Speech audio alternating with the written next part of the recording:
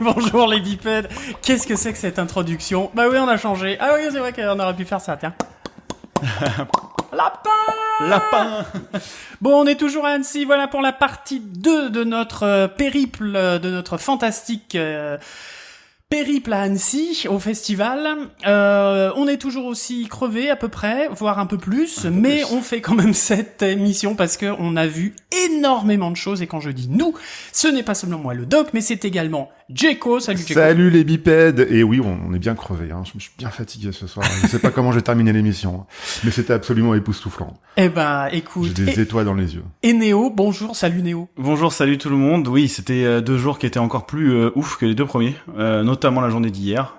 Et je pense qu'on va attaquer direct. Mais attaquons direct, mes petits loulous. Je buvais un coup, j'ai failli m'étouffer. Alors, le temps que tu t'étouffes pas, oui. Évidemment, comme d'habitude, hein, pour les gens qui ont envie de nous soutenir, il y a le Patreon, $1, $3, $5. Yes. Et il y a toujours le Spreadshirt et les PayPal si vous avez envie. Yes. Voilà. Et puis voilà, c'est parti, en avant. Eh ben voilà. Et on remercie d'ailleurs tous les patréobipèdes qui nous soutiennent. Merci du fond du cœur, que ce soit en abonnement, effectivement, en abonnement Patreon et en don PayPal. Je remercie d'ailleurs quelqu'un de particulier, mais qui ne veut pas qu'on cite son nom. Mais merci beaucoup. Voilà, tu te reconnaîtras, toi. Djeko, tu voulais dire quelque chose? Du coup, les Patreons ont le droit à un truc un peu spécial sur cette couverture Annecy, c'est ça? Ouais. Je crois bien, mais peut-être qu'on en parlera tout à l'heure. un tout petit peu après. Mais effectivement, il va y avoir peut-être de bonus pour eux, parce que merde alors. Hein.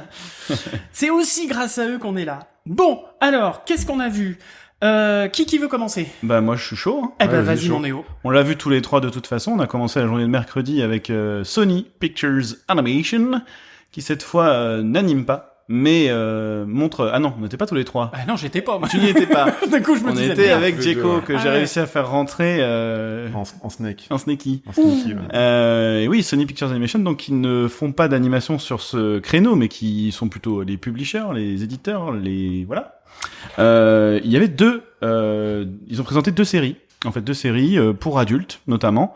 Même s'il y en a une des 2 qui était un petit peu tout public, quand même. La première, c'était une série complètement oufissime. Moi, j'ai été surhypé sur Elvis Presley, qui Non, s'appelle... mais Elvis Presley, quoi. Enfin, le truc... à la base, t'as pas envie de regarder du Elvis Presley, c'est un truc de Alors, boomer. Mais sans déconner, Rock and moi roll. aussi j'ai été hypé. J'avais des étoiles dans les yeux, j'ai envie de voir le truc maintenant, là. Moi, je leur avais dit... Mais c'est quoi, bordel? Je leur avais dit, ça s'appelle Agent King. Et l'idée, en fait, le pitch, c'est... Et si les gens qui disent qu'Elvis n'est pas mort et est un agent secret, en fait, du FBI. Et qu'ils avaient raison, et qu'ils étaient pas morts, et que c'est ça un agent. Exactement. C'est Kingsman, un peu. Mais Ouais, Agent Ouais, mais en version King. beaucoup plus cool. Ouais, en version beaucoup plus Elvis, quoi, tout simplement. bah oui. Et c'est ce que je leur disais, moi je connais pas du tout Elvis, et j'ai été super hypé par le projet. On retrouve au design Robert Valley, hein, qui a un gros nom du milieu évidemment, et qui a encore sorti des designs incroyables, je trouve. Pour vous donner une idée du style un peu, alors pour ceux qui connaissent Funky Cops, une vieille série Française 2D d'ailleurs, qui était française. très sympa. Avec un peu de 3D d'ailleurs dedans. Oui, c'est vrai, c'était une des premières à mixer un peu les deux, en tout cas à cette échelle-là, et que beaucoup de gens ont connu. Donc il y a ce côté un peu, voilà, les gros designs bien déformés, et avec des gros traits noirs et tout, machin. 76 à mort. Voilà, exactement, on est en plein dedans. Et en fait, l'idée du truc, c'est qu'ils ont fait une liste en fait de tous les événements historiques de la période. Je crois que c'était 60, 70. Ouais, 73, enfin quelque chose Par comme là-bas.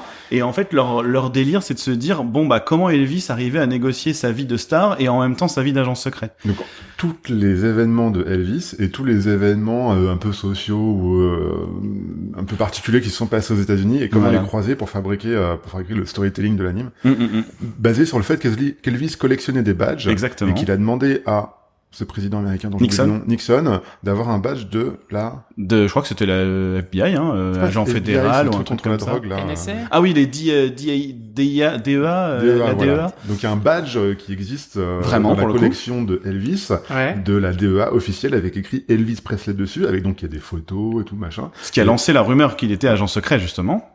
Et c'est pour ça en fait qu'ils sont partis de ce pitch-là.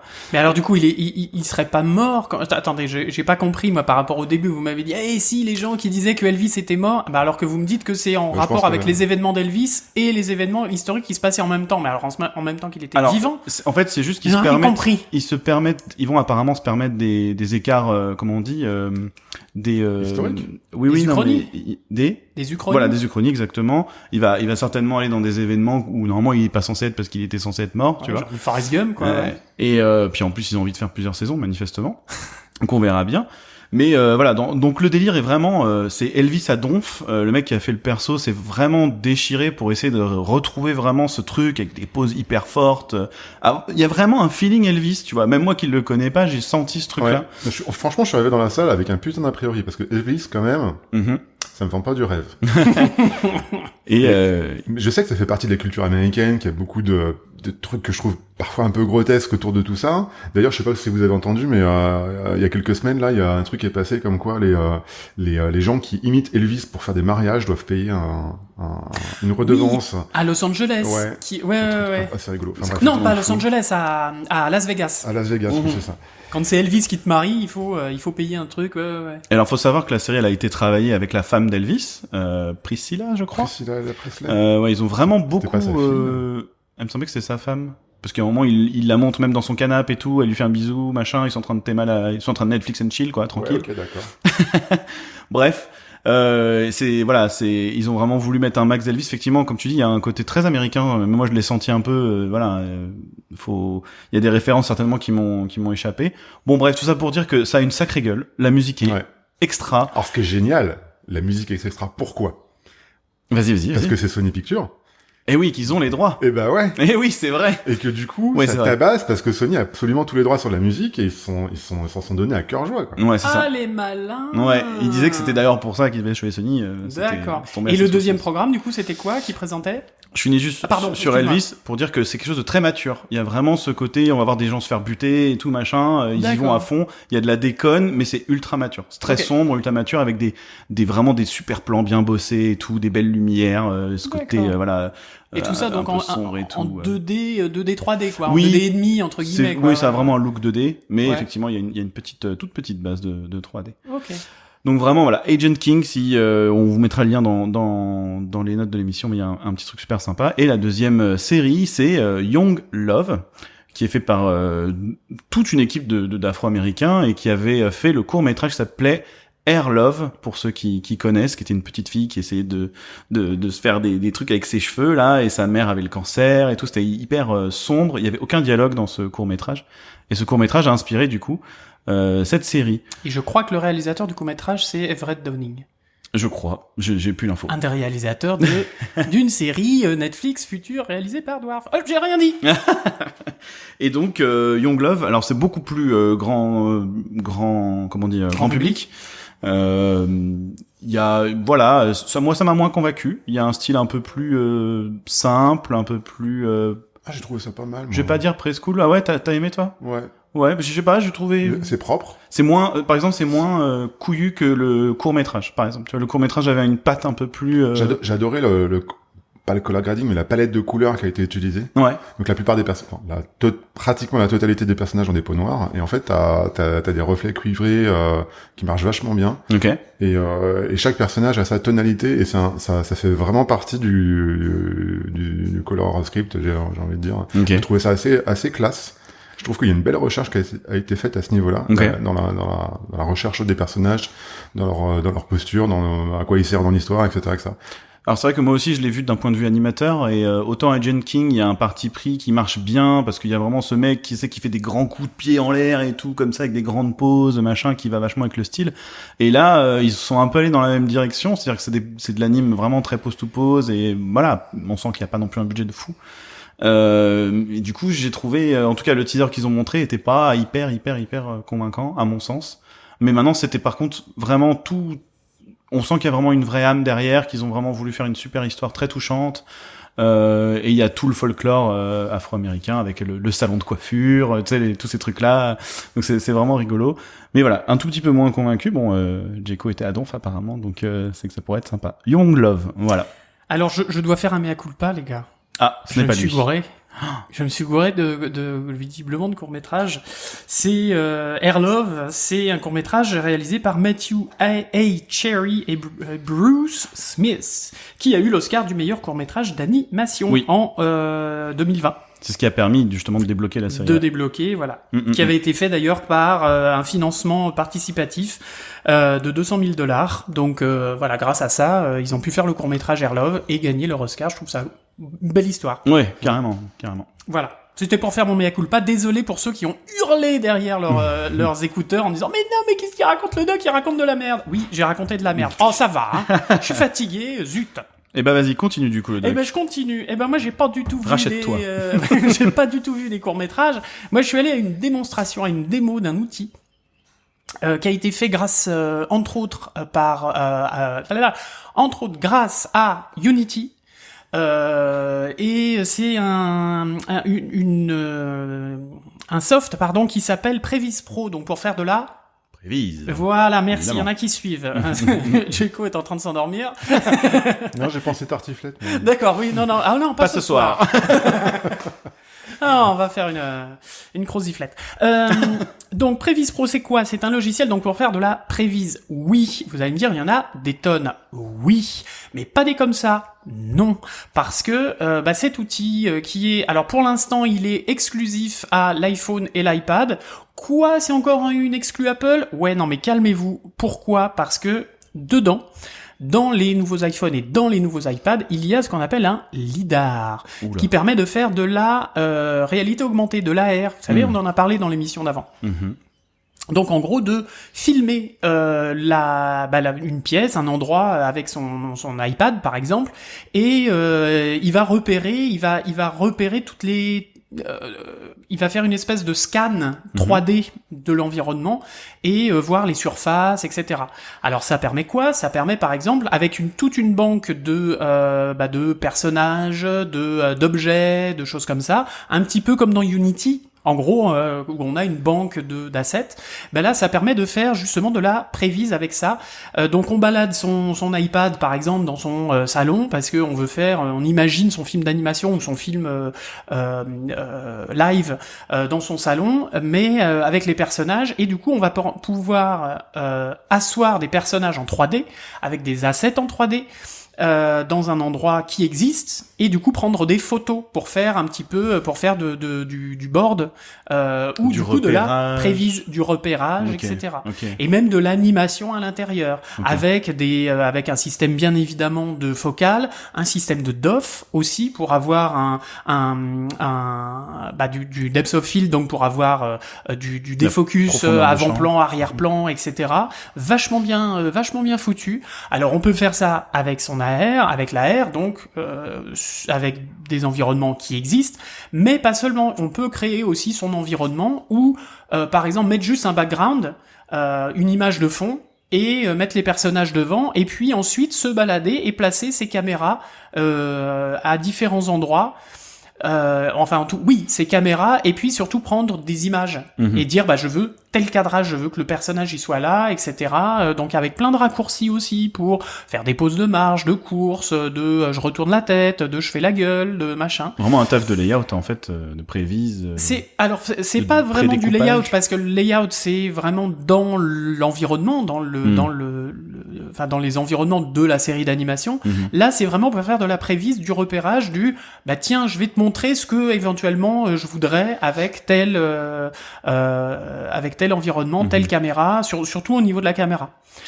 Donc c'est vachement bien. Je vous mettrai le lien dans les notes de l'émission. Il y a des vidéos de démos. Comme ça, je vais pas m'étendre dessus non plus parce qu'il y a plein de démos qui sont vachement bien foutues. Donc ça a été développé par un développeur indépendant. Yann Smith, je sais plus quoi, mais pardon, désolé s'il m'écoute, mais je pense qu'il m'écoute pas parce qu'il parle en anglais. Mais en tout cas, voilà. Donc il a développé ça, et avec la structure Unity, donc plein de choses, toute la techno Unity et le savoir-faire quelque part de Unity. Alors pour l'instant, ce n'est que sur Apple, comme je vous le disais, que sur iPad et iPhone. Mais potentiellement, moi j'ai posé la question à Unity, est-ce que ce serait possible de l'avoir, mais sans la fonction LiDAR, réalité augmentée finalement. bah sans ça, on peut aussi faire utiliser ce logiciel. Il m'a dit ah oui, pourquoi pas, on va y réfléchir, etc. Parce que je pense que, enfin, connaissant Unity, c'est facile de non, c'est la bouteille qui a chaud.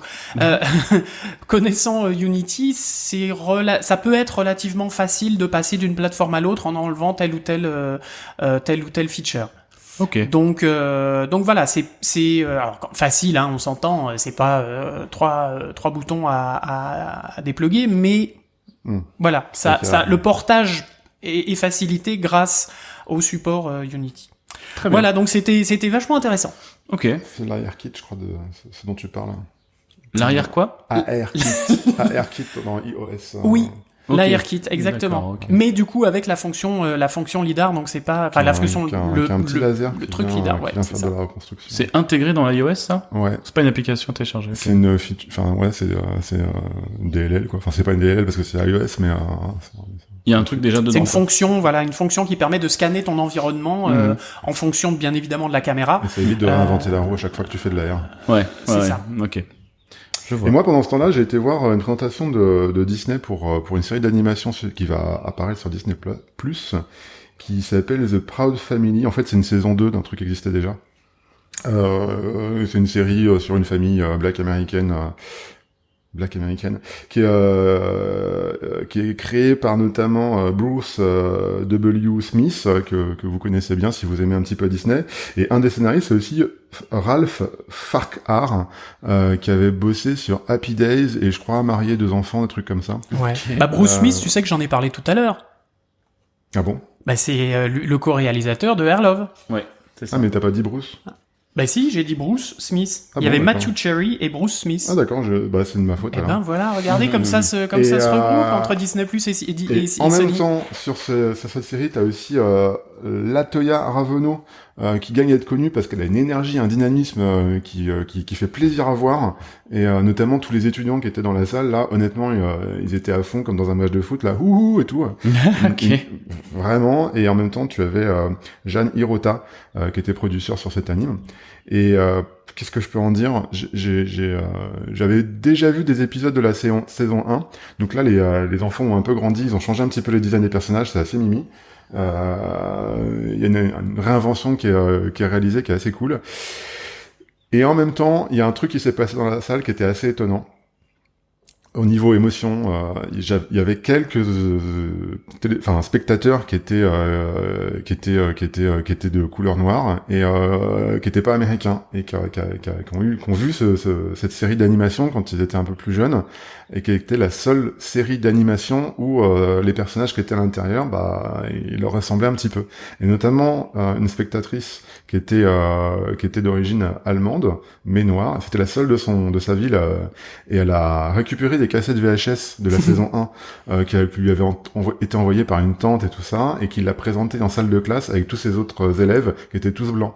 Et du coup, il y a eu un truc là, une espèce de communion qui était assez cool dans la salle. J'ai eu des frissons sur les bras, quoi. D'accord. Comme Disney sait faire, bien évidemment, mais c'était franchement super chouette à voir. Tu veux dire qu'ils ont montré cet extrait-là?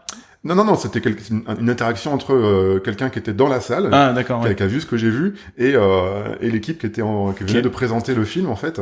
Et c'était vraiment... Ah, qu'il l'a dit, ouais. au moment du Q&A, quoi. Ouais, c'est ça. Ouais. C'était D'accord. vraiment grisant. Et clairement, ça m'a donné encore plus envie d'aller voir la série ou Ok. la montrer à mes gamins, en l'occurrence. D'accord. Donc du coup, la saison 1 date de l'époque des VHS où on était tous en sépia. Ouais. D'accord. ok. Ouais, ouais, d'accord, ouais. Donc ils ont changé le style, du coup, complètement. Pas complètement. On passe d'un aplat à un truc un peu plus travaillé, donc il y a un style qui évolue. Effectivement, il y a une question qui a été posée dans la salle qui était intéressante, c'est que Bruce W. Smith, là, il a une patte graphique qui est assez puissante. Ouais. Et là, comme il était plus producteur, il dessine évidemment, mais c'était plus son dessin directement. Et le fait de le voir évoluer, c'était intéressant d'avoir son avis, son ressenti. Dans la grande famille Disney, c'est toujours accepté avec beaucoup d'intérêt, parce que comme on passe des années... je sais pas. Il se passe 2 ans, en fait, de différence entre la saison 1 et la saison 2, alors que dans la réalité, il s'est passé beaucoup plus de temps. Mhm.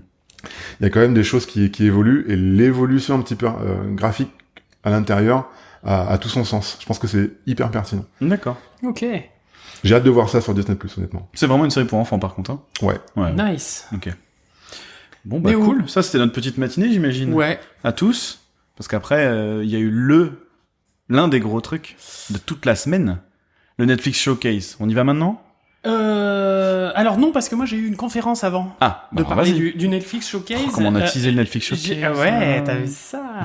Non, moi ce que j'ai eu comme conférence, alors c'était une conférence qui était... Honnêtement, c'était pas du tout fun, grosso modo. Non, c'était pas fun dans le sens où c'était pas wouhou de l'éclat de la présentation, regardez nos graphismes comme ils sont beaux. C'était la conférence de Anime France, qui est le syndicat du film d'animation en France, bien évidemment, puisque comme son nom l'indique. Ben oui, ça a l'air un peu con. Non, mais en tout cas, il dressait le portrait. Du coup, il est mort de rire. Il dressait un bilan de l'année écoulée et puis surtout de ce qui allait se passer. Au niveau quoi, financement? Alors au niveau plein de choses en fait, parce que par exemple il y a quelque chose dont vous n'êtes pas au courant. Ah oui.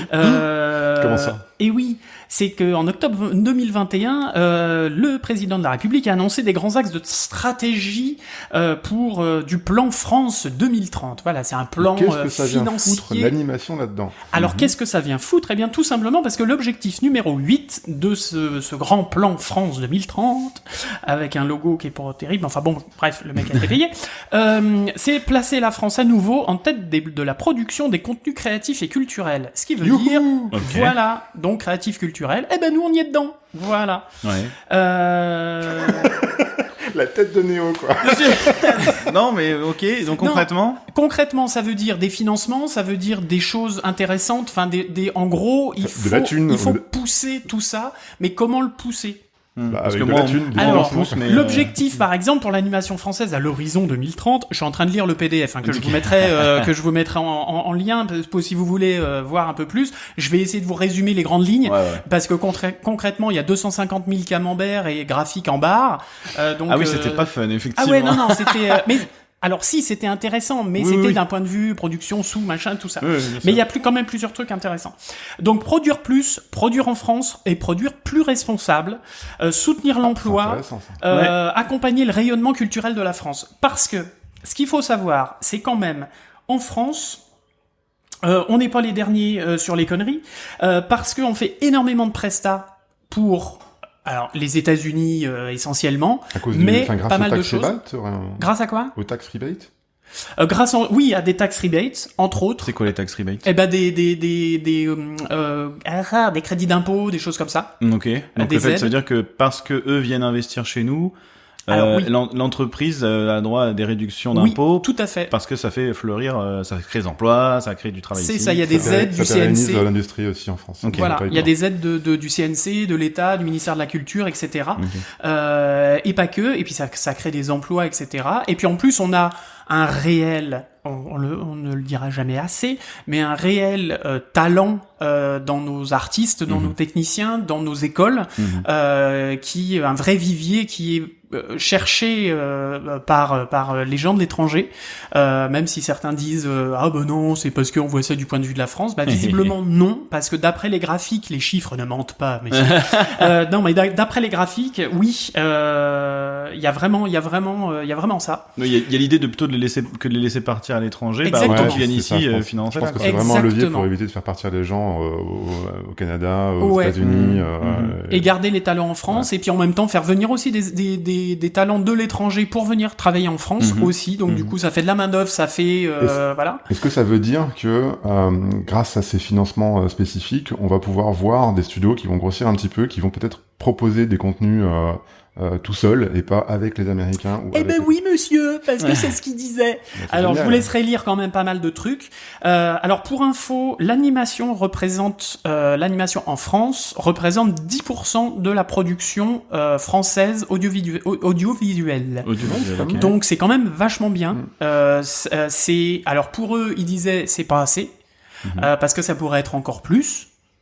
Oui, bien évidemment, on est d'accord, mais quand même. Voilà. Est-ce que ça va permettre au salaire de monter un petit peu? Potentiellement oui, et les salaires effectivement, il y avait un graphique notamment qui montrait que les salaires effectivement étaient montés en espace de 10-15 ans. Donc oui, le salaire moyen était monté de 10-15 ans. C'est intéressant si ça solidifie un petit peu ce tissu de professionnels sur le territoire français, parce que bon, il y a des gens qui en profitent un petit peu, on les connaît tous, les studios qui payent à 110 € la journée. Mais si on permet, grâce à ces financements, d'avoir non seulement des studios qui montent et qui fabriquent du métrage seul, ça permet aussi à des gens de rester sur le territoire, d'éviter de partir pendant 1 an au Canada et de revenir 1 an après parce que la famille est trop loin, papa, maman, ça nous manque, etc., etc. Et ça fait des tragédies familiales, clairement. Il paraît. Ouais. Non, mais enfin, j'ai plein d'exemples d'étudiants que j'ai formés qui sont partis au Canada avec plein d'espoir et qui sont revenus, et j'ai même des amis de prod proches qui ont fait cette expérience-là. Ouais. Et pas plus tard qu'avant-hier, j'ai un pote qui m'en a parlé dans la voiture. Ok, c'est un vrai sujet. Je vois pas qui c'est. C'est un vrai sujet. Ouais, c'est un vrai sujet. Alors ils ont parlé aussi d'autres choses, que justement vu que le CNC par exemple, demande à ce que les studios, les écoles aussi, calculent leur bilan carbone. C'est quoi ça, un bilan carbone ? Un bilan carbone, en gros, c'est comment tu pollues la planète avec tes putains de films d'animation. Comment ça, on pollue la planète avec des films d'animation ? Oui, avec les calculs de rendu, parce que ça consomme de l'énergie, mon brave monsieur. Ah non, mais c'est la 2D. Comment ? Parce qu'il n'y a pas de calcul. Bah ouais. Bah bien sûr que si, il y en a des calculs, bande de nazes. Si c'est fait par un ordinateur. Donc non mais voilà. Mais de toute façon, même les studios 2D devront le faire, parce que par exemple, ce sera une condition sine qua non pour avoir des aides du CNC. Ou il y aura peut-être un barème, je sais pas, si vous dépensez moins comme acte, comme mesure. Ouais. Mesure Et du coup, il a fallu, à l'initiative justement du syndicat Anime France, faire un calculateur carbone pour l'animation. Donc, qu'il soit facile à faire. Alors, ça va pas tout calculer tout seul, mais en tout cas, ça va être une espèce de tableau, plutôt de logiciel ou d'interface, je sais pas comment ils vont faire ça, ou d'une page web, enfin bref, un truc qui va être distribué au studio et qui va être simple à remplir. Il disait, il y en a pour 1 à 2 heures à remplir ça pour les studios, mais ça comprend énormément de choses. Ça comprend par exemple alors déjà ta ferme de calcul, les ordinateurs, le nombre d'ordinateurs que tu as, le chauffage que tu as aussi, que tu utilises pour et quand est-ce que tu le mets en place, etc., la clim et tout ça, la largeur du bâtiment, enfin la taille du bâtiment, mais aussi combien de salariés sont en remote, combien de temps sont-ils en remote, comment ils viennent au travail. Comment ils viennent au travail, exactement. C'est pas juste tu mets ta facture d'électricité dans le formulaire et... C'est pas que ça. Voilà, justement. Donc il y a vraiment tout un détail. Du coup, est-ce qu'on va voir des offres d'emploi qui vont promouvoir les gens qui viennent en vélo ? J'aimerais savoir. Je pense pas. Mais pourquoi pas ? Ça pourrait être non, je pense pas que ce soit une histoire de chantage, de choses comme ça. Mais enfin.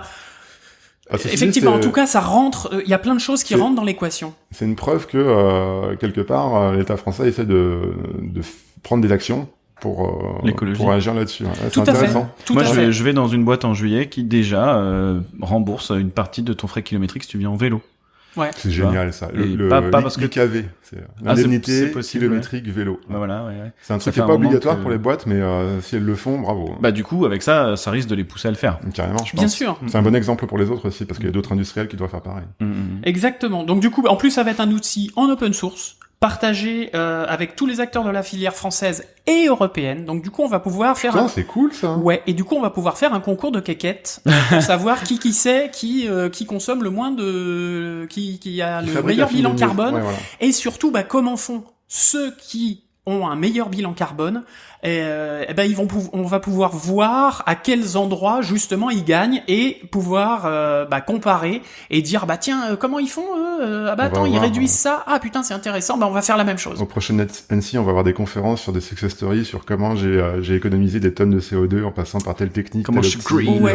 C'est intéressant. Et en même temps, je trouve que c'est pas du greenwashing et ça pousse pas au greenwashing, parce que le greenwashing, de toute façon, si ton bilan carbone, voilà, c'est des chiffres et c'est ce qu'il disait, c'était basé sur des calculs scientifiques, donc pas du tout des trucs monétaires ou quoi. Enfin voilà. Oui, c'est pas un des film. trucs à la con. Ce film a été fait en faisant pipi sous la douche et.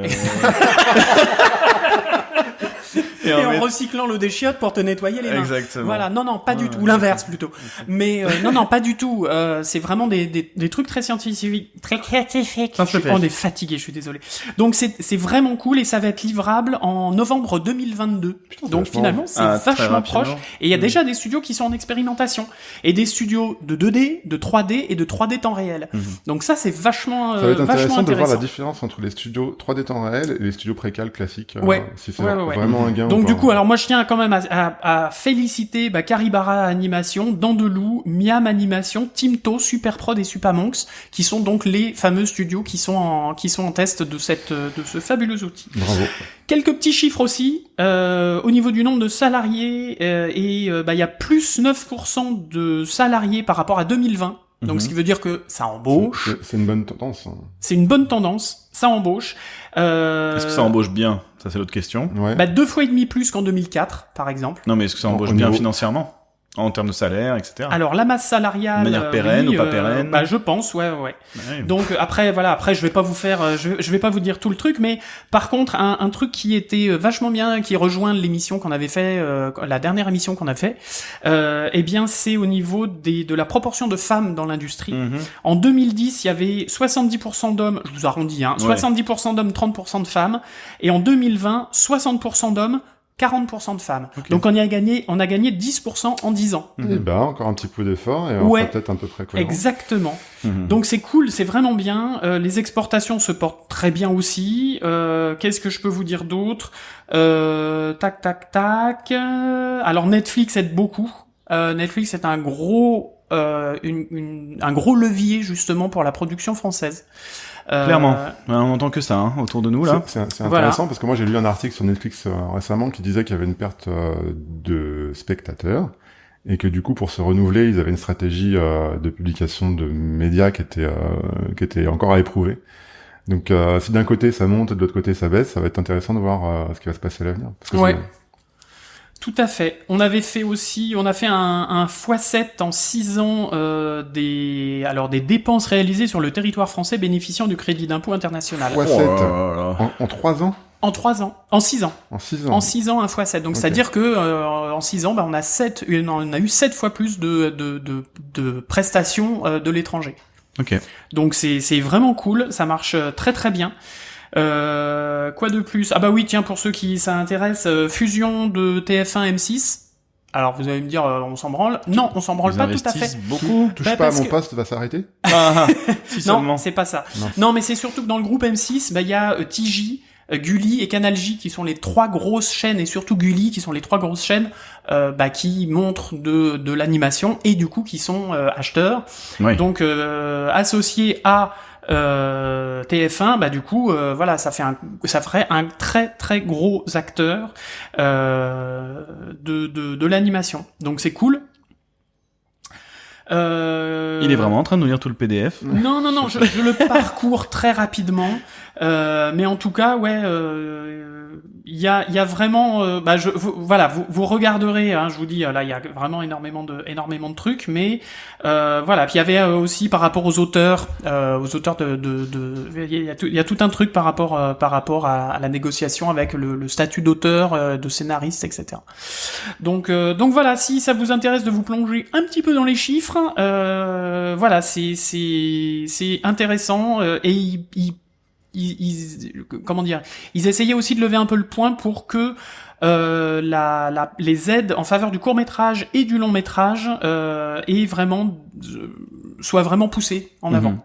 Donc ça c'est vraiment cool. Donc bravo à ce syndicat que je ne connaissais pas, au syndicat de l'animation. Juste pour rebondir là-dessus, parce qu'ils avaient la sensation que c'était surtout les séries qui étaient très supportées et qu'il y avait un peu moins d'investissement dans le long et cool. Exactement, et qui voulaient justement qu'il y ait plus de longs métrages français et de courts métrages français, mais qui soient du coup financés parce que oui, ça coûte des sous-sous. Mais du coup pour le rayonnement de la France, et on sait faire des belles choses en France, donc on le prouve tous les jours, et surtout au Festival d'Annecy on voit vraiment des belles choses qui sortent de nos studios Cocorico. Voilà, c'était le moment. Pendant ce chiffre. temps, Non, votre GECO national n'était pas sur la plage du Paquel, hein, mais était au MIFA, où j'ai fait un petit peu le tour des bousses. J'ai revu les vieux copains, ça faisait 2 ans et demi Des qu'on s'était stands. pas vus. Les stands. Oui, les parce boosts, que les boosts vaches. Padam, et ça padam. rejoint notre intro. D'accord, ok. Il y a un fil conducteur en fait dans cette émission. Ouais, d'accord. Trouvez toutes les vaches dans cette émission. Non mais c'est con à dire, mais c'est vrai que ça faisait 2 ans et demi que j'avais pas vu certaines personnes, certains acteurs de la 3D en général, et quelque part j'étais super content, mais un peu comme un gamin, de me balader dans les stands et de revoir des têtes connues et dire bonjour, faire claquer la bise. Alors non, je sais qu'on devrait pas avec le Covid tout ça, mais quand même il y a des gens qu'on apprécie plus que d'autres. Puis vous y avez passé beaucoup de temps au MIFA, tous les deux notamment. Ouais, parce que déjà moi j'y allais pour des raisons professionnelles, et du coup il y a 2-3 outils que j'avais envie de voir, et je me suis fait faire une piqûre de ciment d'Unity par exemple. Il y a pas mal de sujets XR que j'ai discuté avec et Unity et Unreal, parce que ça fait partie des trucs que je dois voir. J'ai vu les vendeurs de hardware et de software avec qui je travaille régulièrement, et du coup pareil, c'est pas souvent qu'on se croise. On a bu un coca, on a discuté un petit peu de l'industrie, et c'était cool. On a parlé aussi des prochains achats, mais ça c'est une autre histoire. Et puis j'ai participé alors, assez rapidement, parce que j'étais un petit peu en retard sur un autre truc, à remodeler l'animation 3D avec Wacom et Sculptron. J'attendais pas beaucoup de cette conf, parce que c'est une démo session, et du coup j'avais juste envie de voir comment ça se passe quand t'as des professionnels qui te le montrent. Alors Wacom, c'est les tablettes qu'on connaît graphiques, tous, les ouais. Cintiq et compagnie. Mais alors c'est quoi Sculptron? Sculptron, c'est un outil qui permet de sculpter de la 3D directement avec ta tablette. C'est le nouveau méchant des Marvel. Hein? C'est le nouveau méchant des Marvel. Hein? C'est le nouveau méchant des Marvel. D'accord. Pardon. L'ère de Sculptron. C'est un kaiju. C'est un outil d'Otoy. Otoy, tu sais, ils avaient fait un moteur de rendu, et là ils se sont lancés sur un autre truc qui permet de faire ce. Mais c'est un ZBrush quoi. C'est pas Ou un Mudbox. C'est pas un ZBrush parce que ça fait pas du natural media. C'est pas un Mudbox parce que c'est un outil qui est moderne. C'est plutôt. Oh, tac là, Autodesk. C'est plutôt. J'ai été ingénieur d'application sur Mudbox. Je l'adore au plus profond de mon cœur, mais c'est vrai qu'il est peu utilisé. ZBrush a été beaucoup plus vite au niveau de l'acceptation par rapport au site. Mais bon, peu importe, ça je m'éloigne. Non, c'est plutôt un outil qui va faire sur ce que j'ai vu, il met en application un mecha. Du coup, c'est plutôt du booléen, et il a fait du cel shade directement, et il anime avec sa tablette graphique en récupérant les trucs. Un mecha. Un robot. D'accord. Un booléen. Un booléen, Oui, une booléen, équation c'est bon. entre deux objets 3D, addition, soustraction. Quand tu prends un rond et que tu mets un autre rond dedans, et ça coupe le rond pour en faire une ouais, espèce de voilà, lune. ou faire l'intersection, un cube etc. et une boule, et puis du coup ça fait un cube avec un trou en forme de boule. Voilà, très bien. Ou une boule en forme de trou. Tadam, Non, pas du tadam. tout. Rien du pas. tout. Ça ne Bon, marche pas. alors. Bah c'est bien. Et Non, donc c'est ça t'a convaincu ou pas? Ouais, ça marche. Je vais pas l'utiliser moi. Mais je pense Ok, que on le range dans la catégorie Mudbox ou? non, pas du tout. Non, je pense que ça vaut le coup d'essayer un petit peu, surtout pour ceux qui s'intéressent à la modée sur tablette. Ok. Moi, je vous avouerai que j'ai tellement l'habitude avec une souris et un clavier que la modée sur tablette, je suis pas encore arrivé dedans. Sur tablette graphique, hein, on est Ouais. d'accord. Ouais. J'ai vu des youtubeurs qui faisaient de la modée très très rapidement sur tablette, notamment sur des iPads avec leur stylet Pencil Apple là. Ouais. Du coup, ça m'intéresse d'expérimenter sur des objets simples, ou peut-être même faire du layout d'environ. Parce que tu peux tourner autour de ta scène apparemment plus rapidement dans les exemples que j'ai vus, mais après c'est du montage donc on ne sait pas si c'est la réalité ou pas, en tout cas plus rapidement que dans notre DCC classique où tu viens charger un objet en XREF ou en alourdissant ton fichier, et puis du coup t'as 2 FPS et tu rames comme un rat mort. C'est bien connu, les rats morts rament plus que les autres. Voilà. Et nous, ensuite, On arrive enfin à un gros morceau. plat de résistance. Exactement. Après avoir mangé. Après le avoir Netflix mangé. Showcase, Le évidemment. Netflix Showcase. Ça y est. J'avais pas de réservation pour Netflix. Oh. Non, Du coup, c'était plein très très rapidement. Moi, j'ai eu un bol infini d'avoir une place à un moment, grâce à Néo d'ailleurs, qui m'a dit mais si, refresh ta page de temps en temps. Et voilà. Et d'un coup, j'ai vu dernière place disponible. Mon Dieu, il y a quelqu'un qui s'est enlevé. Clac, j'ai pris une place directe. C'était leur premier showcase Ouais. Alors Showcase, c'est quoi? C'est on présente nos nouveaux produits, nos nouveaux trucs, nos nouvelles séries, nos nouveaux films, etc. Donc ça, on est habitué avec Pixar, on est habitué avec Disney qui font le show, qui machin, regardez comme on est beau, regardez comme on est gentil. Mais là, c'était la première fois que Netflix faisait ça, et c'était une première mondiale. Ça découle de ce que tu disais tout à l'heure, quoi. Netflix est vraiment en train de mettre de la thune, quoi, et en train d'être un énorme acteur dans l'animation. Ouais. On le sait, hein, tu travailles sur une série qui va être pour Netflix. Et qu'on a vu d'ailleurs. Je travaille pour une série qui est déjà sortie pour Netflix et qui va continuer de sortir pour Netflix. J'ai un abonnement de Netflix, ça veut dire que je paye un peu de votre salaire. Effectivement. Tiens, donne-moi 10 €, j'ai pas eu ma paye encore. Mais donc juste pour préciser que parce qu'il y a eu des news récemment où Netflix Animation, qui est leur studio vraiment d'animation, a annulé plein de projets. Ouais. Et là, c'était plus les autres studios qui animaient pour eux. Donc voilà. Tu veux dire qu'il y a une espèce d'écoulement naturel quand le studio Netflix Animation annule, ça repasse à un studio externe? Bon, je pense pas. Je pense qu'ils ont toujours voulu faire les deux. C'est juste qu'ils avaient créé toute une équipe et tout pour Netflix Animation et là, ce qu'on a entendu un peu, c'était tout ça, tous les projets qu'on a vus, je pense, c'est des projets déjà qui datent de pas mal de temps. D'autres studios, comme pour Arcane ou pour. Je suis désolé, j'ai pas bien compris. Ça veut dire que le studio Netflix Animation il est mouru ou il a juste pas le temps de tout faire? Non, je pense pas qu'il soit mort. Je suis pas sûr. Je pourrais pas dire, je suis pas allé dans les détails. Mais ils ont juste annulé beaucoup de projets qu'ils avaient en cours, quoi. D'accord. Ou alors il est peut-être en état de mort cérébrale et puis on va peut-être leur foutre un coup d'électrochoc et il va revenir, quoi. Bon, j'imagine, parce qu'il y a quand même des énormes personnes de Pixar, Disney, il y a Christophe Serrand, notamment, qu'on a eu en interview et tout, donc, il y a quand même des gens, c'est un sacré vivier, quoi, ça serait dommage. T'as forcément eu un effet de bord par rapport au Covid, où il y a eu un besoin de médias super important, non seulement pour occuper les gens, mais aussi pour occuper les gens qui devaient travailler. Ouais. Et du coup, il y a une injection massive de budget pour pouvoir faire de l'anime, et du coup, massivement, pendant 2 ans, il y a de l'anime qui a été réalisé. Est-ce que, à cause de cette massification de travail, il n'y a pas eu moins de sujets à porter par Netflix Animation? Peut-être. Ou simplement une réduction naturelle parce que maintenant on peut sortir et du coup on regarde moins Netflix. Je pense pas. C'était des gros projets, hein, c'était des grosses licences et tout, hein, donc c'était bizarre qu'ils aient annulé comme ça. Je suis pas allé dans le détail, on verra, on essaiera peut-être de trouver des infos, mais voilà quoi. Et du coup, ce que vous avez vu? Ouais. C'était bien ou pas? Alors oui, il y avait plein de trucs qui étaient hyper, qui nous ont hyper hypé, comme on dit, chez les jeunes.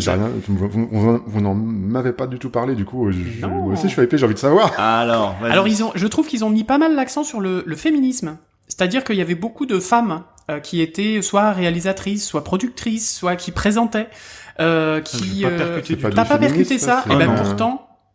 C'est que ça devient naturel, en fait. Tu veux dire que c'était des productions dont la thématique était féministe, ou ce que tu veux dire c'est qu'il y avait plus de femmes productrices? Non, il y avait plus de femmes productrices, réalisatrices, etc. qui s'exprimaient, donc ça c'était cool. C'est vrai, t'as raison, sur scène, les meufs, les nanas qui venaient les femmes discuter, les belles femmes incroyables, géniales, talentueuses comme Jaja, à part celle qui lisait vraiment son texte sur son écran, qui avait l'air d'avoir pas du tout kiffé son projet, c'était assez... c'était bizarre, très bizarre. Assez bizarre. C'était, voilà.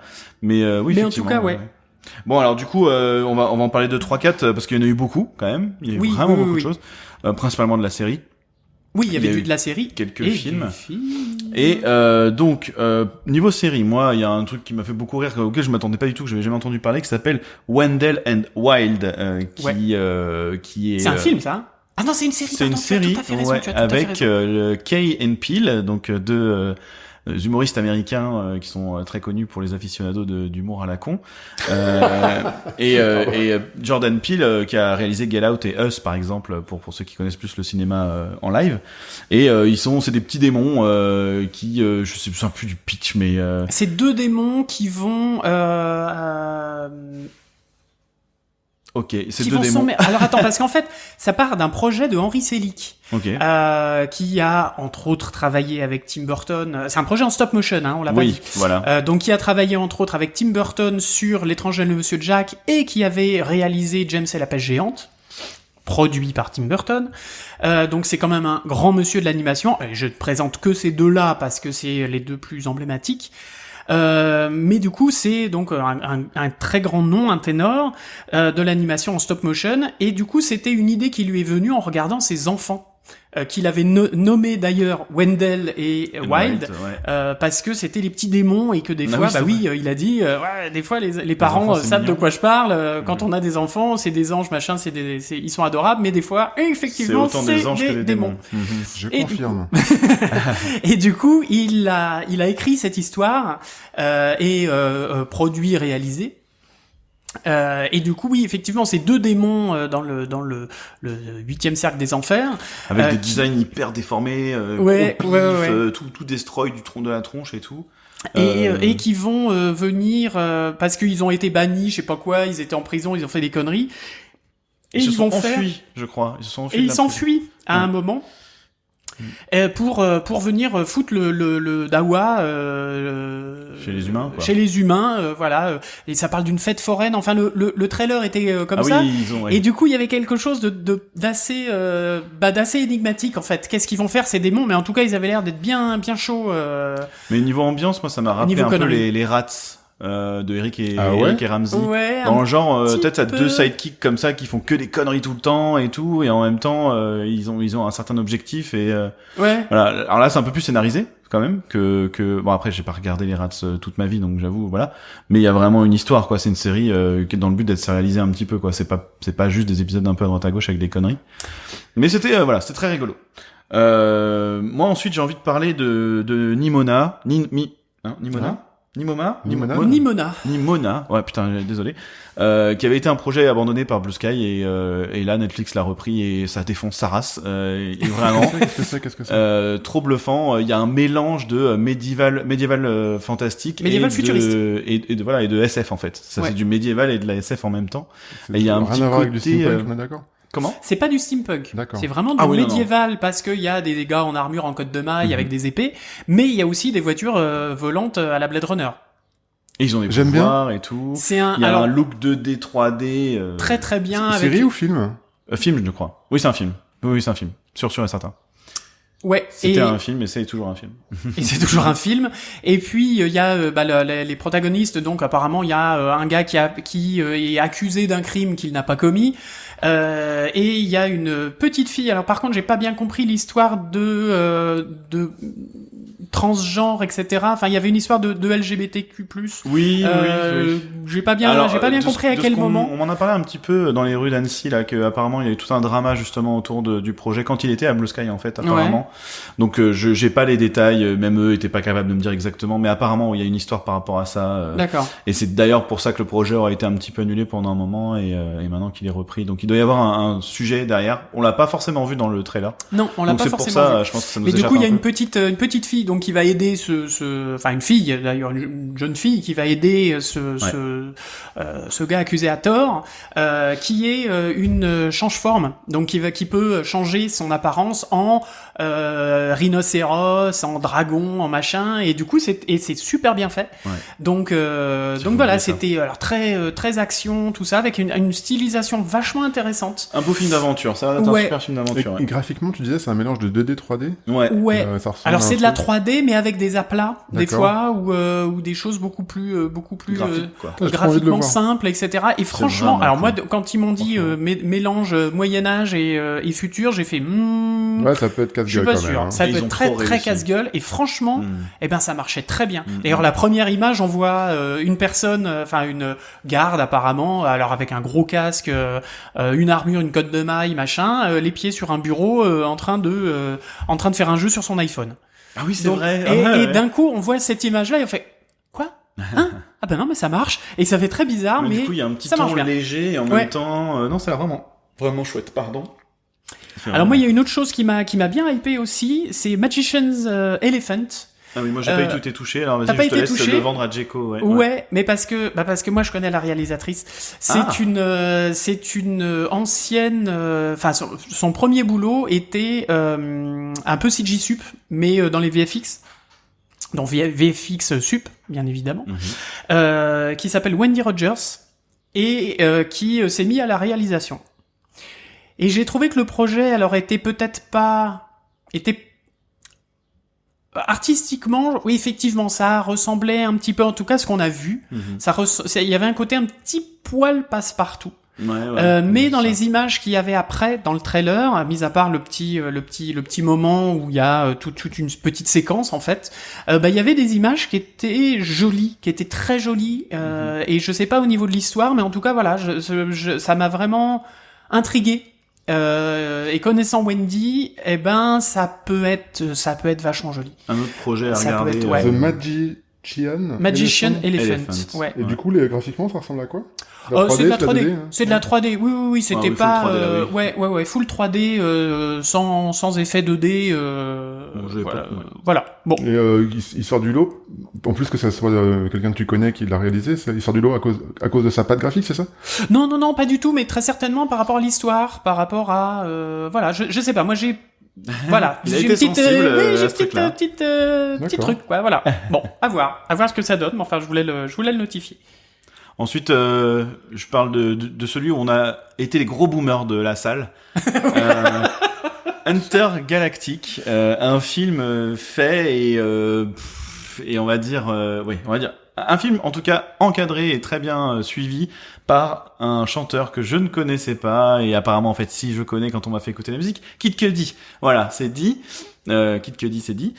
Et en fait c'était ça ressemblait à un gros clip animé. Ça je suis assez d'accord avec toi Doc, tu m'avais dit ça.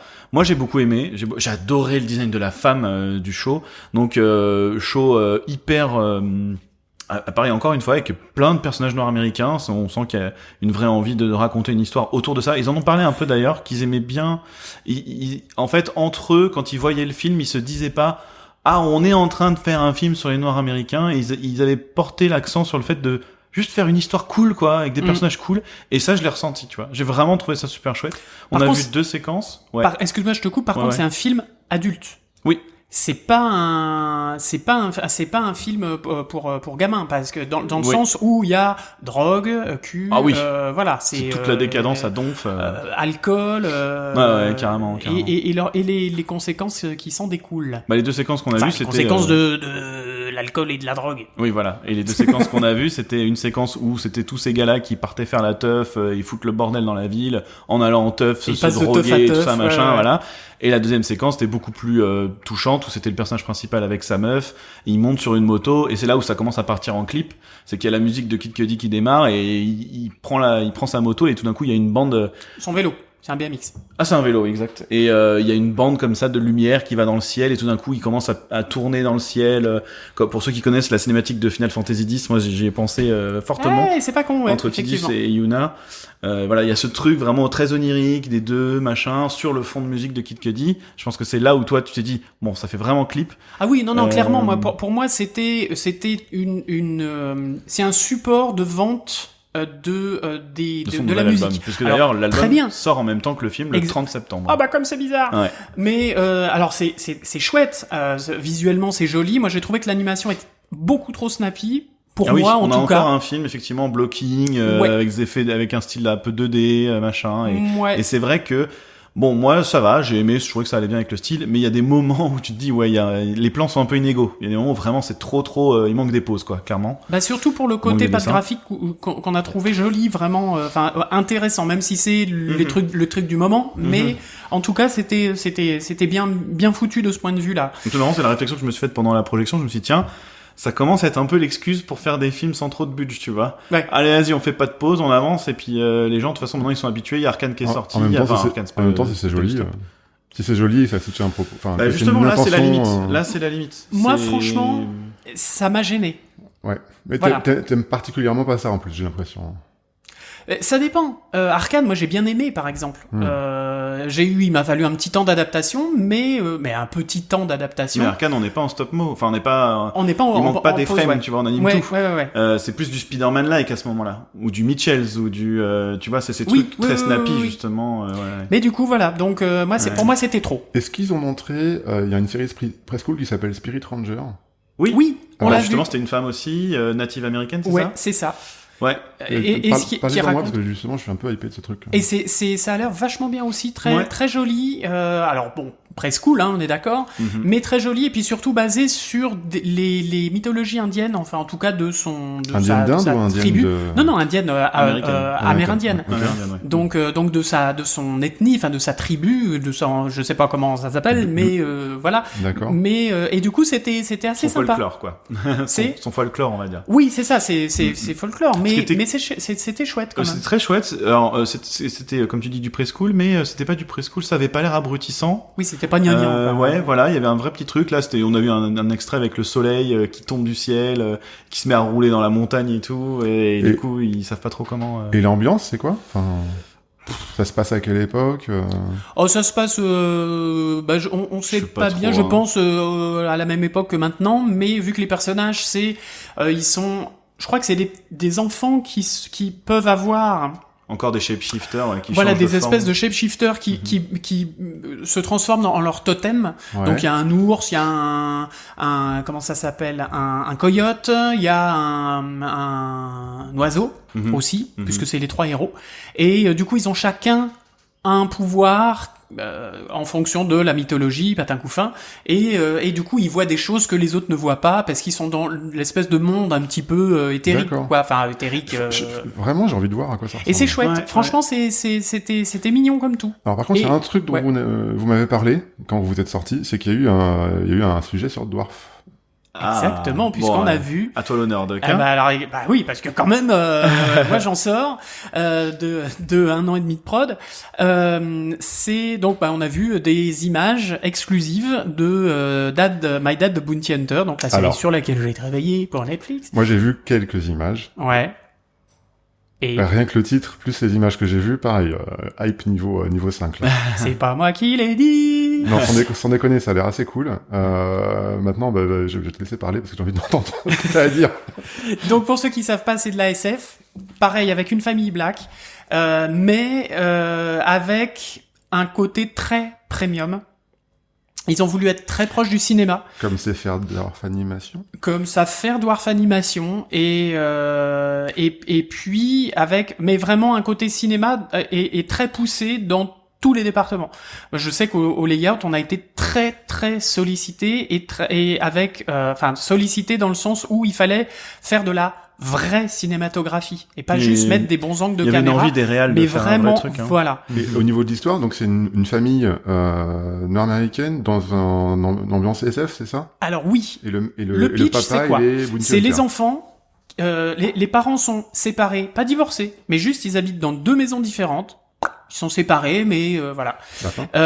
Les enfants s'aperçoivent que leur papa n'est pas livreur pour une compagnie lambda, mais est un chasseur de primes de l'espace. Et il se retrouve dans son vaisseau. C'est badass. Genre, il dit, oh, faire une surprise à papa, faut qu'il aille travailler, machin et tout, on va se cacher dans le coffre, et en fait, de la voiture, et on va partir avec lui. Sauf qu'il se retrouve dans le vaisseau spatial du papa. Et s'ensuit les aventures, je vous ai raconté déjà une bonne partie du premier épisode, j'aurais peut-être pas dû. Mais en tout cas, non, parce que c'est parce que c'est les images un petit peu qu'on a vues.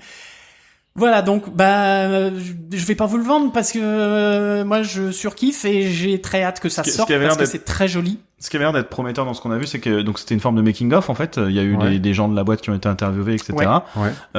Et en fait, que je salue d'ailleurs, coucou les gars.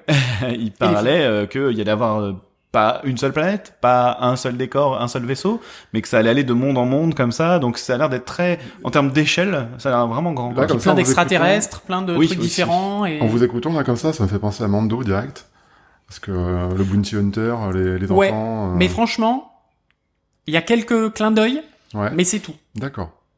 Et donc nous on a vu une petite séquence où. Alors par exemple tu vois on a vu une petite séquence où ils sont dans l'espace et tout d'un coup devant eux il y a une espèce de bestiole énorme, une espèce de poisson de l'espace qui ouvre sa gueule, tu vois, devant la vitre avec les dents qui sortent et tout. C'était, moi j'étais là, et oui, en plus le poisson est tout lumineux de partout, on dirait que c'est un sapin de Noël le truc.